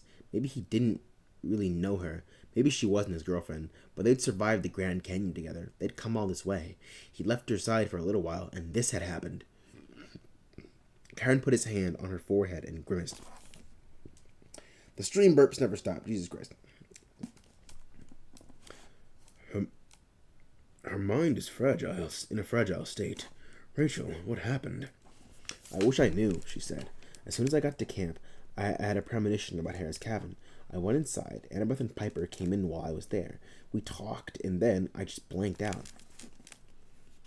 Annabeth said I spoke in a different voice. A prophecy? A prophecy? Chiron asked. No, the spirit of Delphi comes from within. I know how that feels. This was like long distance, a power trying to speak through me. Annabeth ran with a leather pouch. She knelt next to Piper. Chiron, what happened back there? I've never seen anything like that. But I've heard Rachel's prophecy voice. This was different. She sounded like an older woman. She grabbed Piper's shoulders and told her to free her from a prison. Jason guessed. Free from prison, Jason guessed? Annabeth stared at him. How did you know that? Karen made a 3-finger gesture over his heart, like a ward against evil. Pretty sure it's that. Like it's this, right? Does everybody think it's this, or is it this? I read this series first. Yeah, I read your comment, Shaughnessy. I remember you said that. I think that's really cool. I understand the spoilers comment, but I feel like did it is what I was saying true? Like, did it make those events when you finally like read the Titan War part of Percy Jackson? Did it make all those moments and actually like reading through Percy's perspective and finding all that out? Did it make that feel more legendary? Like as I'm picturing it as I'm saying. I'm curious to know.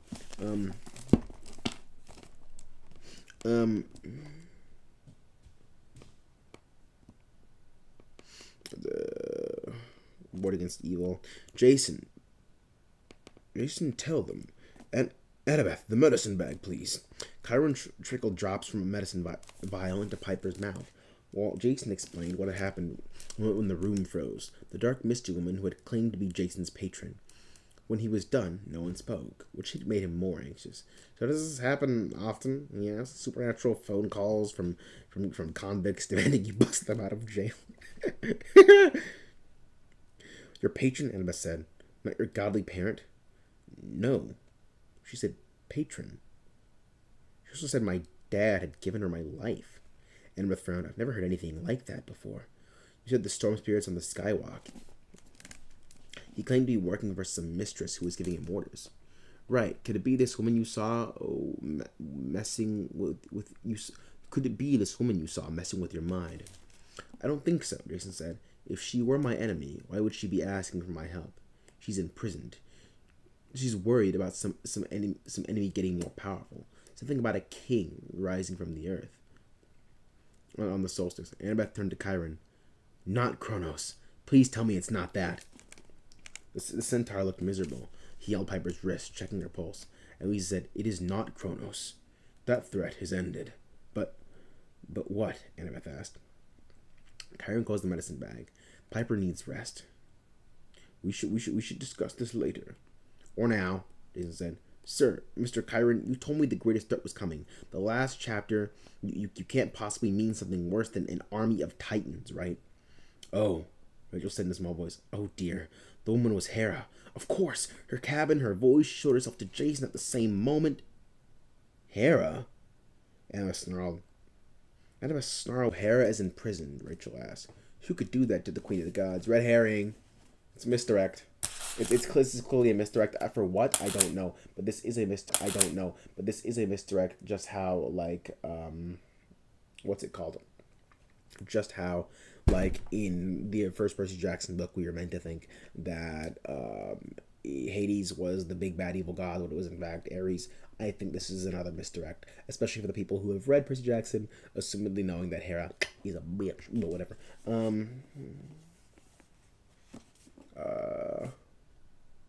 It only who's stupid autocorrect. Yeah, but I imagine you know nothing about Star Wars. It's a completely different experience watching Anakin succumb to the dark side versus knowing the train wreck was coming and just watching it unfold. Yeah, I try not to take I try not to take all the Percy stuff in. What do you mean? Slay? Just Nicole here. Welcome in. I don't think I've seen you before. Welcome to the chat. Never say slay again. Please. But I appreciate you being in here. So it's nice to have you.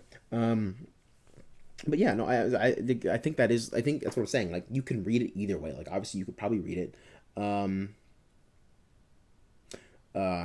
What's it called? You could probably read it, Percy Jackson series first, and then Here's Olympus after. Or I think you could read it Here's Olympus first and Percy series after. And I don't think you would sacrifice, like I think all the surprises come when you read it chronologically. But I also think that as well, that there are cool experiences to be had from either reading order. It took me a long time to finish that book because Percy isn't in it. Yeah, that's what I kept hearing from a lot of people, that people don't really like this one as much because people were very shocked because of the harsh change in perspective, which made it hard for them to read going through, which I understand. And I'm kind of happy that I knew. Well, actually, I don't know, because personally, I wouldn't have cared. It would have been really cool to me anyways. But I think me also being prepared that I wasn't going to see Percy in this one made me more open to that. It would have been for other people, but I think I would have been cool with it, whatever. But yeah, I'm liking it though so far though. I think it's good. Hold on. Anyways, where are we? So Hera's in prison, Rachel asked. Who could do that to the Queen of the Gods? Annabeth crossed her arms. Well, whoever they are, maybe we should thank them. If they could shut up Hera. Annabeth, Chiron warned. She is still one of the Olympians. In many ways, she is the glue that holds the gods' family together. If she truly has been imprisoned and is in danger of destruction, this could take the foundations of the world. It could unravel the stability of Olympus, which is never great, even in the best of times. And if Hera has asked Jason for help, fine, Annabeth grumbled. Well, we know Titans can capture a god, right? Atlas captured Artemis a few years ago, and then the old, like, all these lore drops would feel so cool as just like a person coming into the story halfway. I don't know. I feel like there's an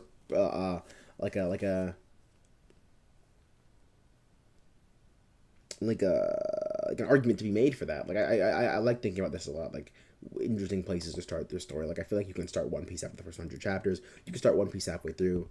But I'm gonna start talking about One Piece right now because I don't know how much you guys know about One Piece. So yeah, Lee was the only reason I finished at TVH. Why? All these characters are really interesting. Am I the only person who thinks this? Am I breaking up? Is it? I feel like I am breaking up, but I think all these characters are really interesting. I like them. Like I don't know, does me my Ethernet's good. If my Wi-Fi sucks, then like I don't know. We're just gonna have to we're just gonna have to deal with it. I guess there's nothing I can do. I'm not a techie wizzy guy. Actually, I can do something. Hold on. Let me do this. Let me see if this helps. Let me close some of these extra tabs here that I have open. Just to make sure. Let's close that. That's probably a big boy. Okay, it only happened once. I closed that and then it lagged, but I feel like it should be slowing down now. We're gonna close all those windows. Oh crap. That was a bad idea. That was a really bad idea. It's still streaming though, so that's a thing. But I can no longer see the chat. Hold on, that was stupid. It was really dumb. Okay. Here we go. Now I'm back and I can see the chat. Okay, cool. That was really stupid. I thought the stream was gonna end, but that's not how this works. Good to know. Anyways. But yeah, some of these are closed, some of these are open, so hopefully that makes it flow a little bit faster. I'm a dumbass. Let's continue on. Yeah, don't get me wrong. I like the series and the characters. It's just the first book took me a while. Understandable. I understand. But so far, I'm really liking it. So I'm glad to see that I'm enjoying it more than other people did. Maybe I'll have a different opinion once it's over. But so far, I think it's really great. I always ask because I didn't know if it was on my side. No worries, man. If I can make the stream better for anybody, I'll do my best because I want to make sure it's at tip top quality. All right. We know the Titans can capture a god. Atlas captured Artemis a few years ago, and in the old stories, the gods captured each other in traps all the time. But something worse than a Titan. Well, it's worse than a Titan. Jason looked at the leopard's head. Seymour was smacking his lips like the goddess had tasted much better than a sausage. Hera said she'd been trying to break through her prison bonds for a month, which is how long Olympus has been closed, Annabeth said. So the gods must know something bad is going on. But why use her energy to send me here? Jason asked. She wiped my memory, plopped me into the wilderness school field trip, and sent you a dream vision to come pick me up. Why am I so important? Why not just send up an emergency flare to the other gods? Let them know where she is so they bust her out. The gods need heroes to do their will down on Earth, Rachel said. That's right, isn't it? Their fates are always intertwined with demigods. That's true, Anna said. But Jason's got a point. Why him? Why take his memory? Apparently she also took Percy's, too. And Piper's involved somehow, Rachel said. Hera sent her the same message. Free me. And Annabeth, this must have something to do with Percy's disappearance. Was that Chiron saying that? I don't know. Annabeth fixed her eyes on Chiron. Why are you so quiet, Chiron? No, it wasn't. What is it we're facing? The old centaur's face looked like it had aged 10 years in a matter of minutes. The lines around his eyes were deeply etched. My dear, in this I cannot help you. I am so sorry. Annabeth blinked. You've never kept information from me. Even the last great prophecy. I will be in my office. His voice was heavy. I need some time to think before dinner. Rachel, will you watch the girl? Call Argus to bring her to the infirmary if you'd like. And Annabeth, you should speak to Jason. Tell him about the Greek and Roman gods. But he did just help you. He said he can't help you, but he did just help you. Chiron's still the goat.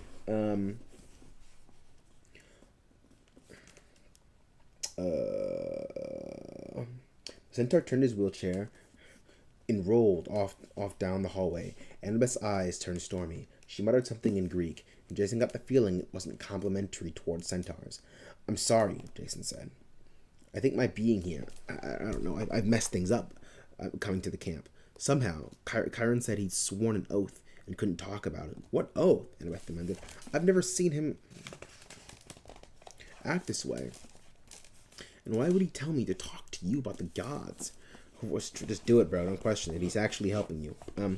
Her voice trailed off. Apparently, she just noticed Jason's sword sitting on the coffee table. She touched the blade gingerly, like it might be hot. Is this gold? She said. Do you remember where you got it? No, Jason said. Like I said, I don't remember anything. Annabeth nodded, like she'd just come up with a rather desperate plan. If Kyron won't help, we'll need to figure things out for ourselves, which means cabin 15. Rachel, you'll keep an eye on Piper? Sure, Rachel promised. Good luck, you two.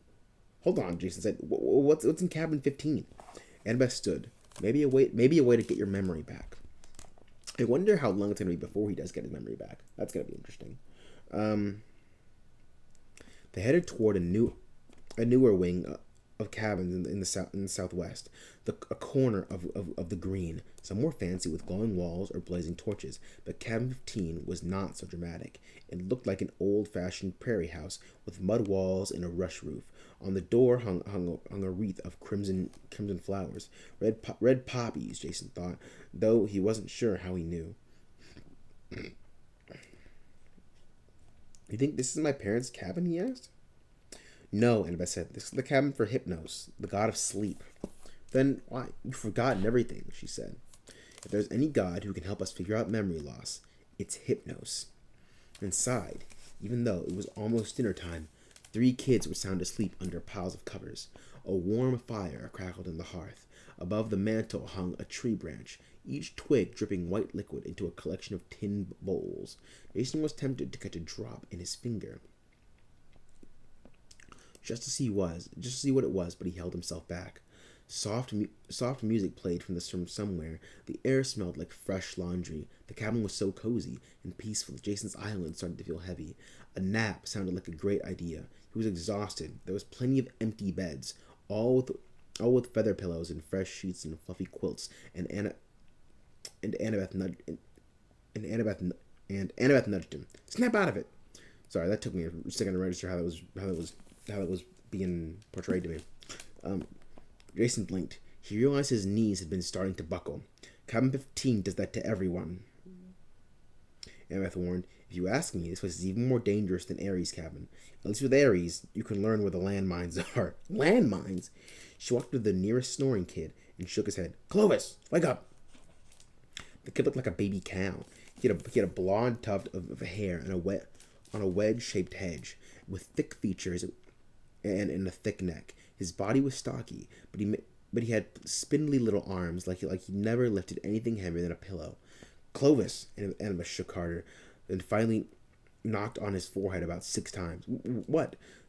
Clovis complained, sitting up and squinting. He yawned hugely, and both Annabeth and Jason yawned too.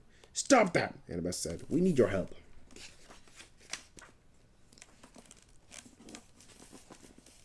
I was sleeping. You're always sleeping.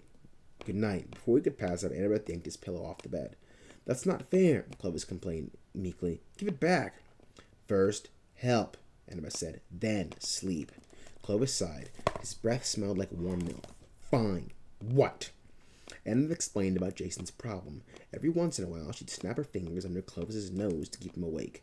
Clovis must have been really excited, because when Annabeth was done, he didn't pass out. He actually stood and stretched, then blinked at Jason. So you don't remember anything, huh? Just impressions, Jason said. Feelings like, yes, Clovis said. Like, I know I shouldn't be here at this camp. I'm in danger. Close your eyes. Jason glanced at Annabeth, but she nodded reassuringly. Jason was afraid he'd end up snoring in one of the bunks, but he closed his eyes. His thoughts became murky, as if he were sinking into a dark lake. The next thing he knew, his eyes snapped open. He was sitting in a chair by the fire. Clovis and Annabeth knelt next to him. Serious? All right, Clovis was saying. What happened? Jason said. How long? Just a few minutes, Annabeth said. But it was tense. You almost dissolved. What's this? Okay, ignoring this.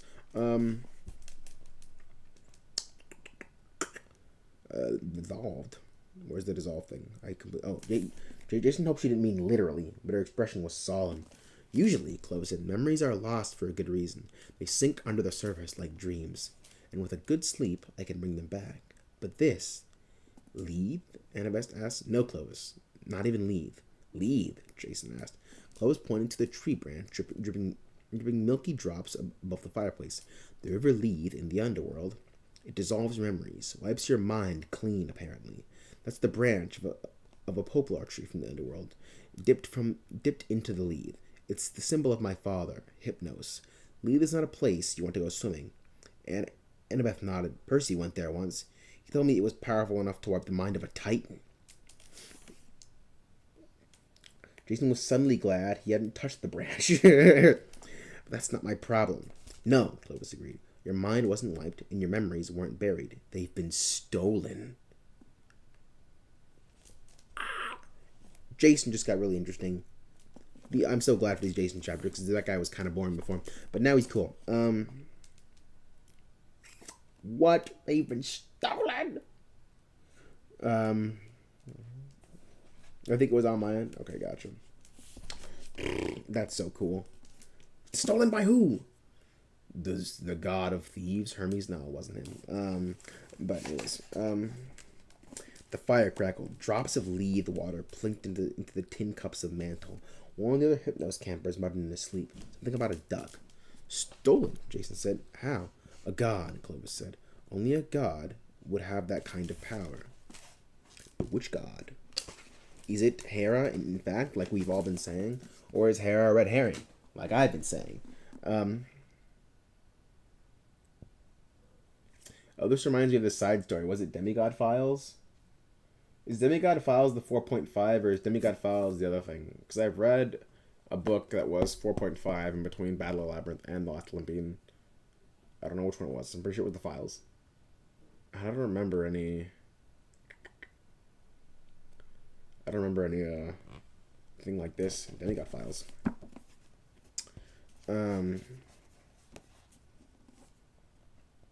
We will never tell. Of course not. Of course you won't. Anyways. We know that, said Juno. It was Juno. We know that, said Jason. It was Juno. But how did she do it, and why? Clovis scratched his neck. Juno? He means Hera, Annabeth said. For some reason, Jason likes the Roman names. Clovis said. What? Jason asked. Does that mean something? Clovis said again. And this time, Jason realized he was snoring. That's fucking funny. Clovis! He yelled. What? His eyes flipped open. We were talking about pillows, right? No, gods. I remember. Greek and Roman. Sure, it could be important. I love this guy. I love him. He's great. But they're the same gods, Annabeth said. Just different names. Not exactly, Clovis said. World building, perhaps? Love me some world building. Jason sat forward, now very much awake. Same. Me and you, same brain, bro. What do you mean, not exactly? Well, Clovis yawned. Some gods are only Roman, like Janus or Pompona.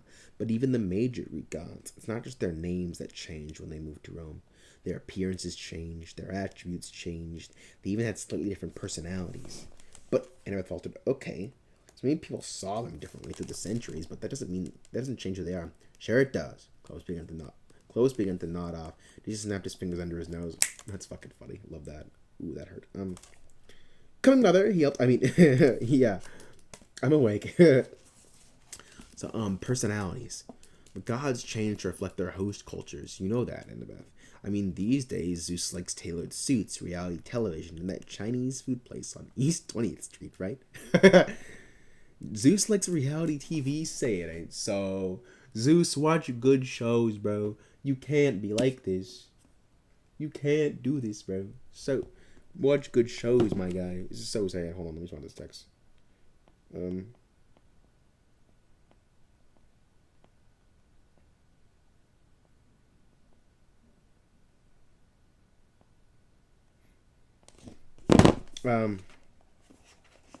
But I wish I remembered 4.5, but for a future book in this series, I think you should read it. You did. Oh yeah, I did read it. Yeah. God, that freaking, I got stabbed in this finger there.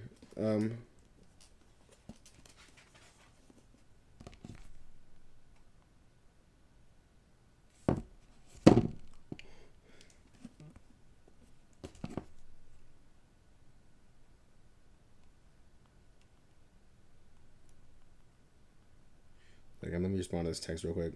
My bad.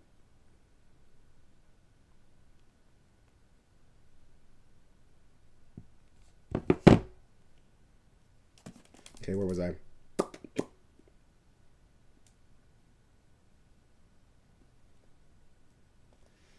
Yeah, okay. It was the same in Roman times, and the gods were Roman almost as long as they were Greek. It was a big empire.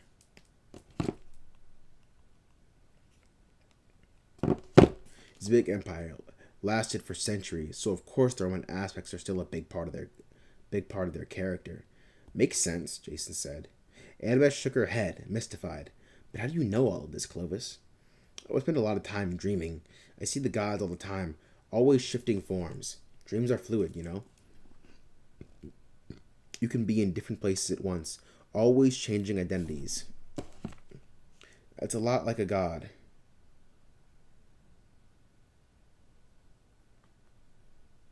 Hold on a second. Sorry. It's not like a god, actually. Like recently, I dreamed I was watching a Michael Jackson concert, and then I was on stage with Michael Jackson, and we were singing this duet, and I could not remember the words. The words for the girl is mine. Oh man, it was so embarrassing. Clovis, Annabeth interrupted. Back to Rome. Right, Rome, Clovis said. So we call the gods by their Greek names, because that's their original form. But saying their Roman aspects are exactly the same, that's not true. In Rome, they became more warlike. They didn't mingle with mortals as much. They were harsher, more powerful, the gods of an empire. Like the dark side of the gods? Annabeth asked. Not exactly, Clovis said. They stood for discipline, honor, strength.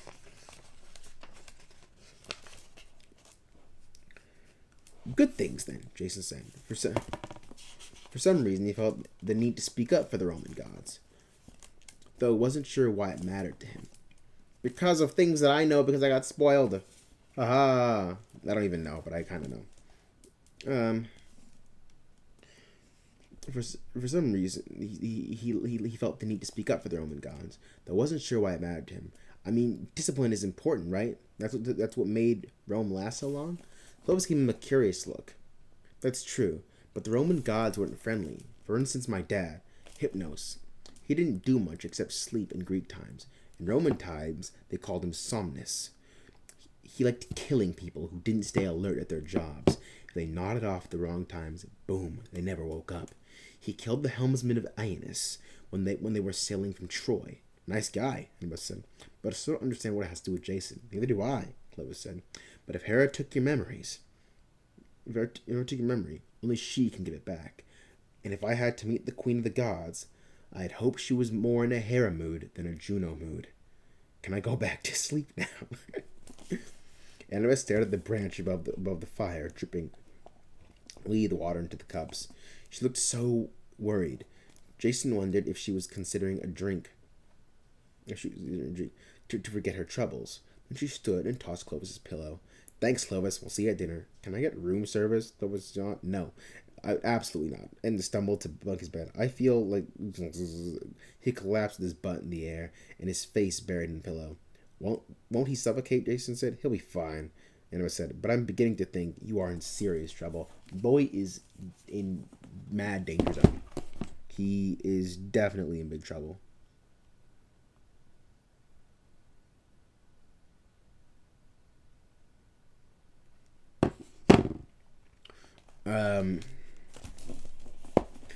But yeah, these Jason chapters have been the best chapters so far. Like these last two Jason chapters have been really great, I think. Like, and I feel like the story's gonna revolve around these very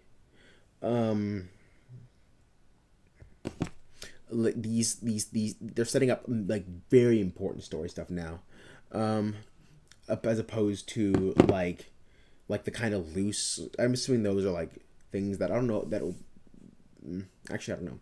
They're probably all going to get revealed over the course of this book, actually, and then the later, I don't know when, they've probably foreshadowed some tiny stuff that'll be revealed over the course of the entire series, but I don't know. I just like these chapters a lot. I think they were really great, and I think they were like, and it made Jason's story actually genuinely really interesting. But yeah, I think this might be the last chapter, guys. Because I'm probably gonna end the streaming. I'm gonna call it like 2 hours. We've been streaming for about an hour 45. So if this chapter takes me all the way to 2 hours, it might be the last one. If not, then we will read another one until we get over the 2 hour mark.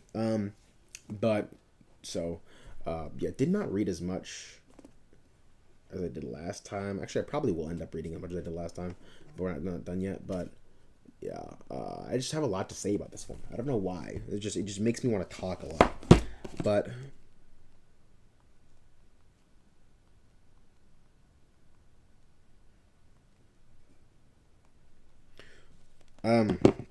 but yes, let's continue on. Back with my girl Piper. I love Piper, and I want to learn more about her. She's probably my favorite right now, to be honest.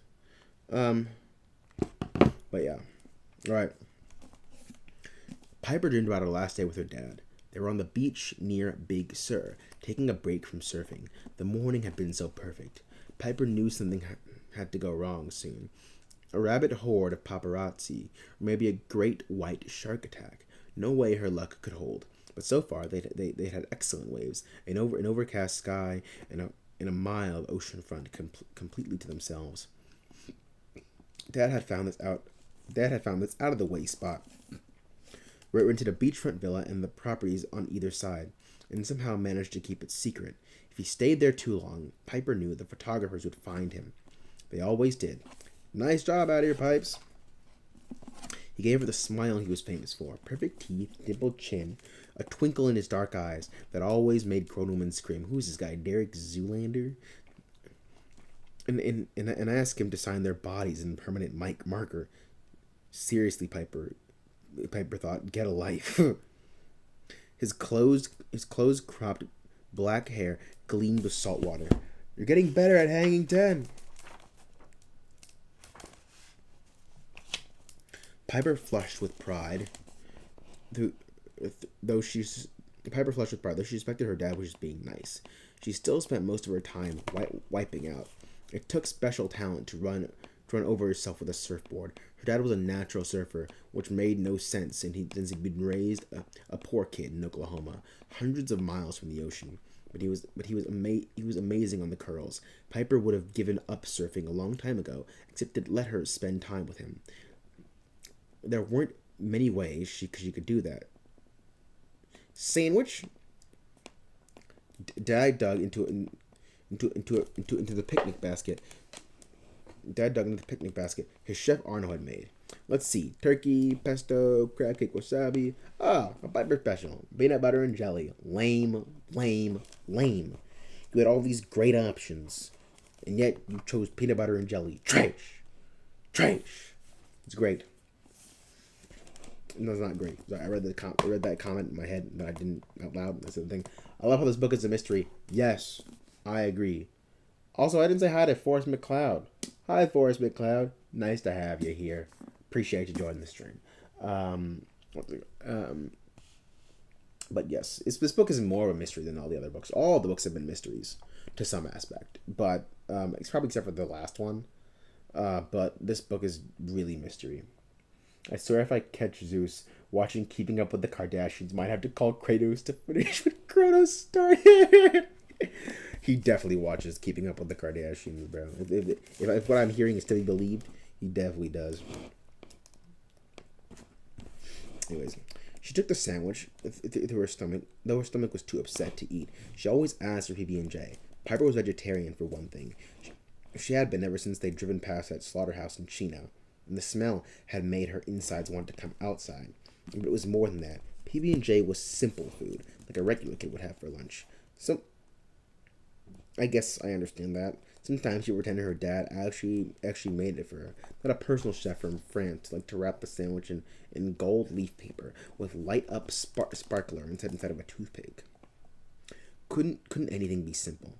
That's why she turned down the fancy clothes Dad always offered, the designer shoes, the trips to the salon. She cut her own hair with a pair of plastic Garfield safety scissors, deliberately making it uneven. She preferred to wear beat-up running shoes, jeans, a t-shirt, and her old Polartic jacket from the time they went snowboarding. She sounds like my kind of girl.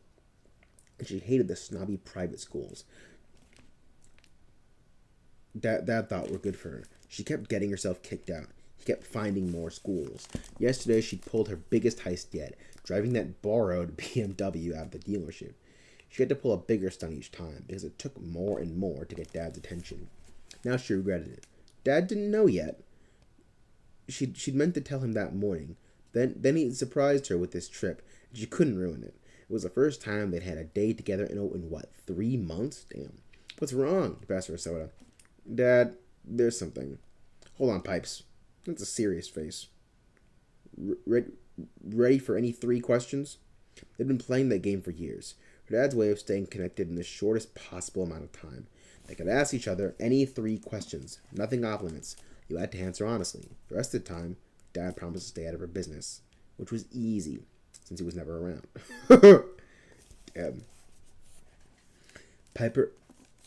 Piper knew most kids would find a Q&A like this with their parents totally mortifying. I actually really like that idea, and I think it's really cool. I might take some notes. But she looked forward to it. It was like surfing. Not easy, but a way to feel like she actually had a father. First question, she said. Mom. No surprise. That was always one of her topics. Her dad shrugged resignation. What do you want to know, Piper? I've already told you. She disappeared. I don't know why or where she went after you were born. She simply left. I never heard from her again. Do you think she's still alive? Do you think she's resting peacefully on the top of Mount Olympus?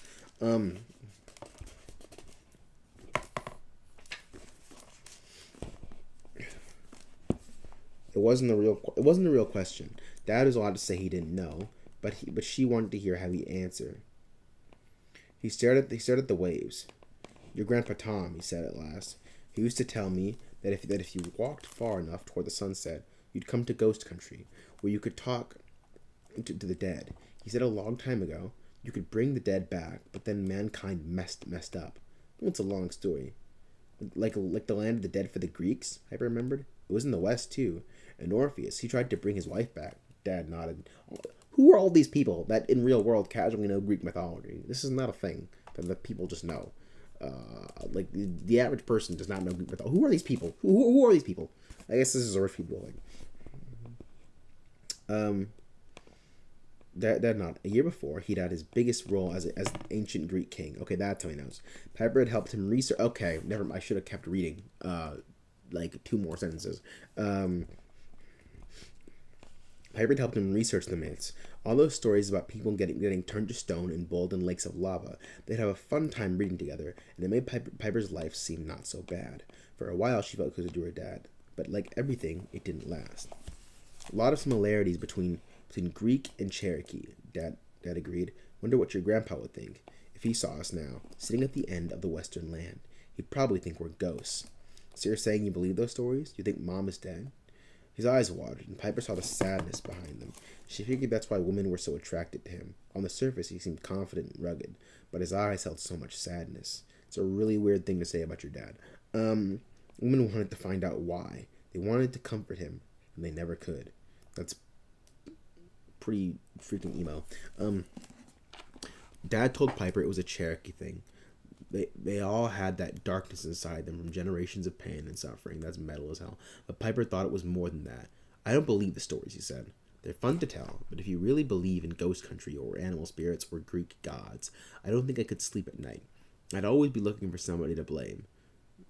Somebody to blame for Grandpa Tom dying of lung cancer, Piper thought, before Dad got famous and had the money to help. For Mom, the only woman he'd ever loved, abandoning him without even a goodbye note, leaving him with a newborn girl he wasn't ready to care for. For his being so successful and yet still not happy. I don't know if she's alive, he said, but I do think she might as well be in the ghost country, Piper. There's no getting her back. If I believed otherwise, I don't think I could stand that either. Behind them, a car door opened. Piper turned and her heart sank. Jane was marching toward them in her business suit, wobbling over the sand in her high heels, her PDA in hand. The look on her face was partly annoyed, partly triumphant, and Piper knew she'd been in touch with the police. Please fall down, Piper prayed. If there's any animal spirit or Greek god that can help, make Jane take a header. I'm not asking for permanent damage. Just knock her out for the rest of the day, please. But Jane kept advancing. Dad, Piper said quickly, something happened yesterday.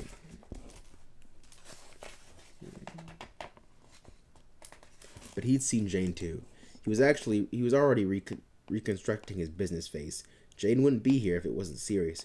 A studio had called. A project fell through, or Piper had messed up again. We'll get back to that, Pipes, he promised. I better see what Jane wants. You know how she is. Yes. Piper knew. Dad trudged across the sand to meet her. Piper couldn't hear them talking, but she didn't need to. She was good at reading faces.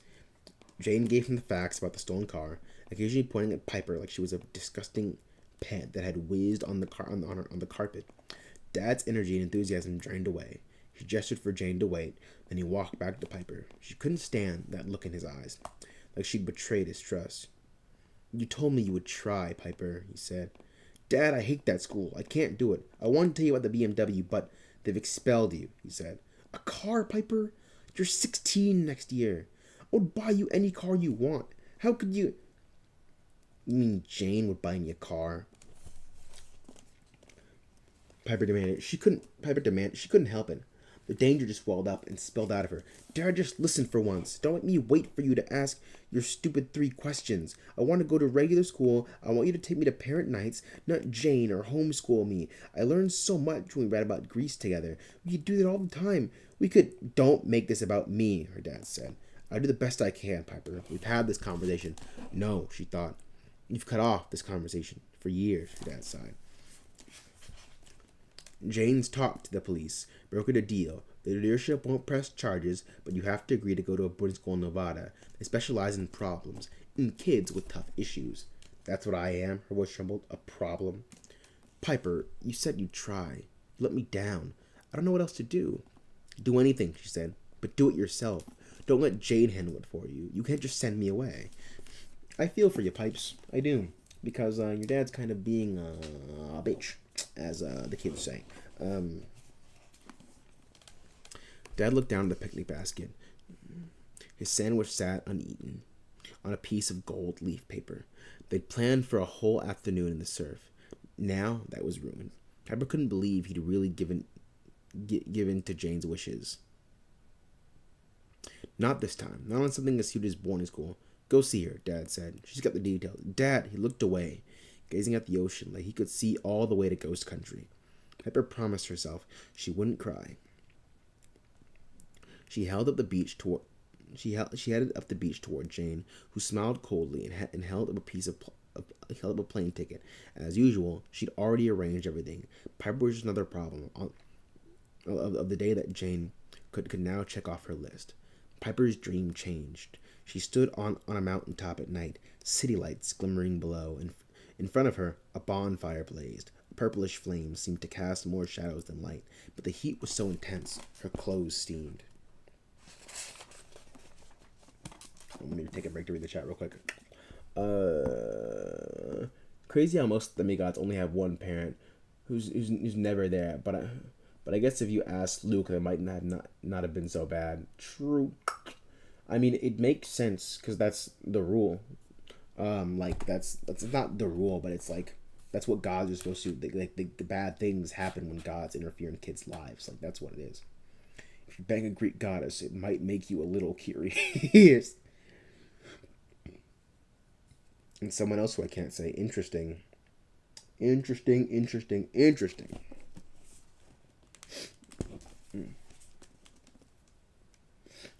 This is your second warning, a voice rumbled, so powerful it shook the earth.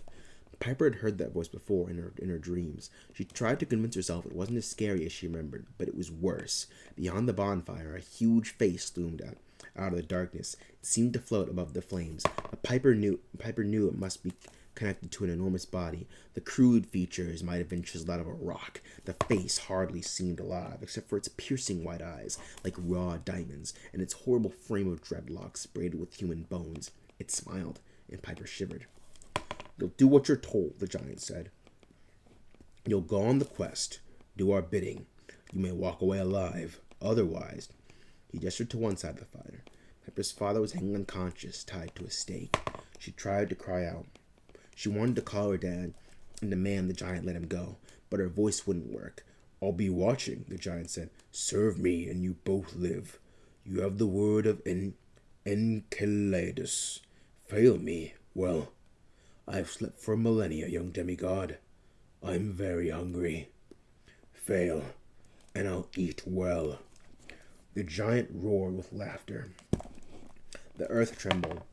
A crevice opened at Piper's feet, and she trembled into darkness. She woke, feeling like she'd been trampled by an Irish step-dancing routine. Her chest hurt, and she could barely breathe. She reached down and closed her hand around the hilt of the dagger Annabeth had given to her. Catoptris, Helen of Troy's weapon. So Camp Half-Blood hadn't been a dream. "How are you feeling?" someone asked. Piper tried to focus. He was lying in a bed with a white curtain on one side. Are we going to get Piper's claiming? Because I really want to get Piper's claiming. Lying in a bed with a white curtain on one side, like in a nurse's office. That redhead girl, Rachel Dare, sat next to her. Rachel Elizabeth Dare. Put some respect on her name. On the wall was a poster of a cartoon satyr who looked disturbingly like Coach Hedge. Coach Hedge, that's the name, with a thermometer sticking out of his mouth. The caption read, Don't let sickness get your goat." Where Piper's voice died when she saw the guy at the door. He looked like a typical California surfer dude. Okay, so Athena kid. Buff and tan, blonde hair, dressed in shorts and a t-shirt, but he had hundreds of blue eyes all over his body, along his arms, down his legs, and all over his face. Even his feet had eyes, peering up at her from between the straps of his sandals. "That's Argus," Rachel said. "Never mind the thing that I just said." Wait, no, Argus is an Athena kid, right? That's right. Our head of security. He's just keeping an eye on things. No, he's not. Never mind. Forgot about who Argus is. Remember now. My bad.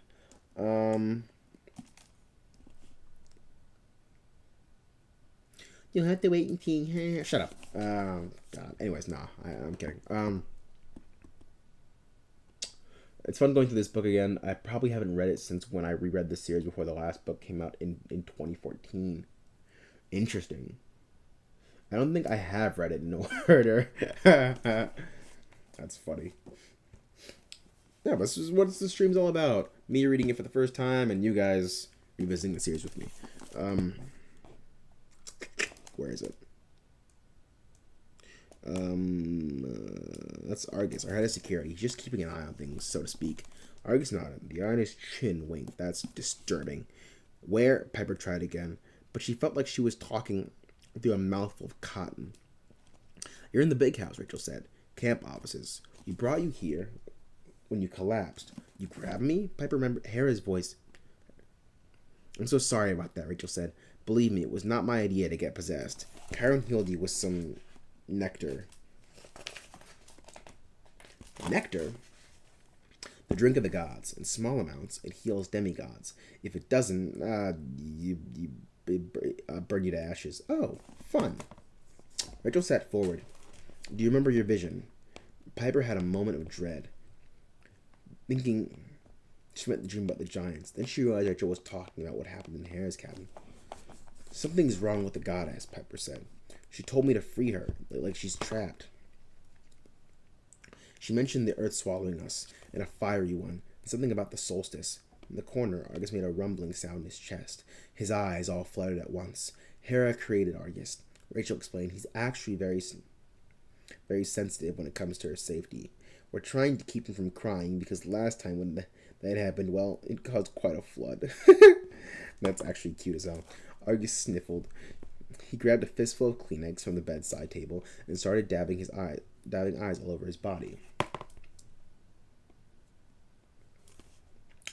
"So, Piper tried not to stare as Argus wiped the tears from his elbows. What's happened to Hera? We're not sure, Rachel said. Annabeth and Jason were here for you. By the way, Jason didn't want to leave you, but Annabeth had an idea. Something that might restore his memories. That's great. Jason had been here for her? She'd wish she'd been conscious for that. But if he got his memories back, would that be a good thing? She was still holding out hope that they really did know each other. She didn't want their relation to be just a trick of the mist. Get over yourself, she thought. If she was going to save her dad, it didn't matter whether Jason liked her or not. He would hate her eventually. Everyone here would. She looked down at the ceremonial dagger strapped to her side. Annabeth had said it was a sign of power and status, but not normally used in battle. All show and no substance. A fake. Just like Piper. Oof, the symbolism. I love me some good symbolism. I love that. And its name, Catoptris, Looking Glass. She didn't dare unsheath it again, because she couldn't bear to see her own reflection. Don't worry, Rachel squeezed her arm. Jason seems like a good guy. He had a vision too, a lot like yours. Whatever's happening with Hera, I think you two are meant to work together. Rachel smiled like this was good news. Piper's spirits plunged even further. She thought that this quest, whatever it was, would involve nameless people.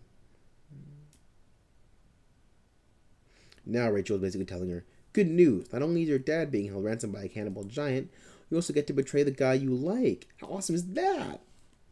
Hey, Rachel. Hey, Rachel said, no need to cry. You'll figure it out. Piper wiped her eyes, trying to get control of herself.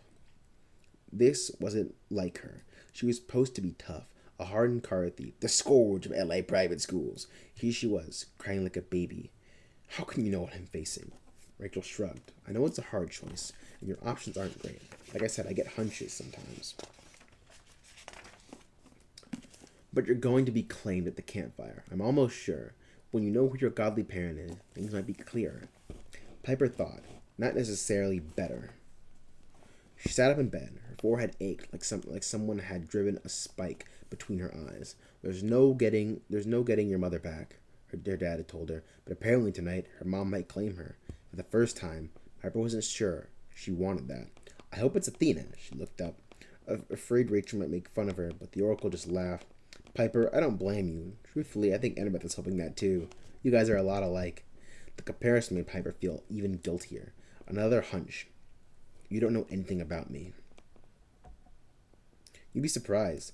You're just saying that because you're an oracle, aren't you? You're supposed to sound all mysterious. Yeah, I love that shit. That's what I'd be doing too. Rachel laughed. Don't be giving away my secrets. Piper, and don't worry, things will work out. Just maybe not the way you plan. That's not making me feel better. Somewhere in the distance, a conch horn blew. Argus grumbled and opened the door. Dinner, Piper guessed.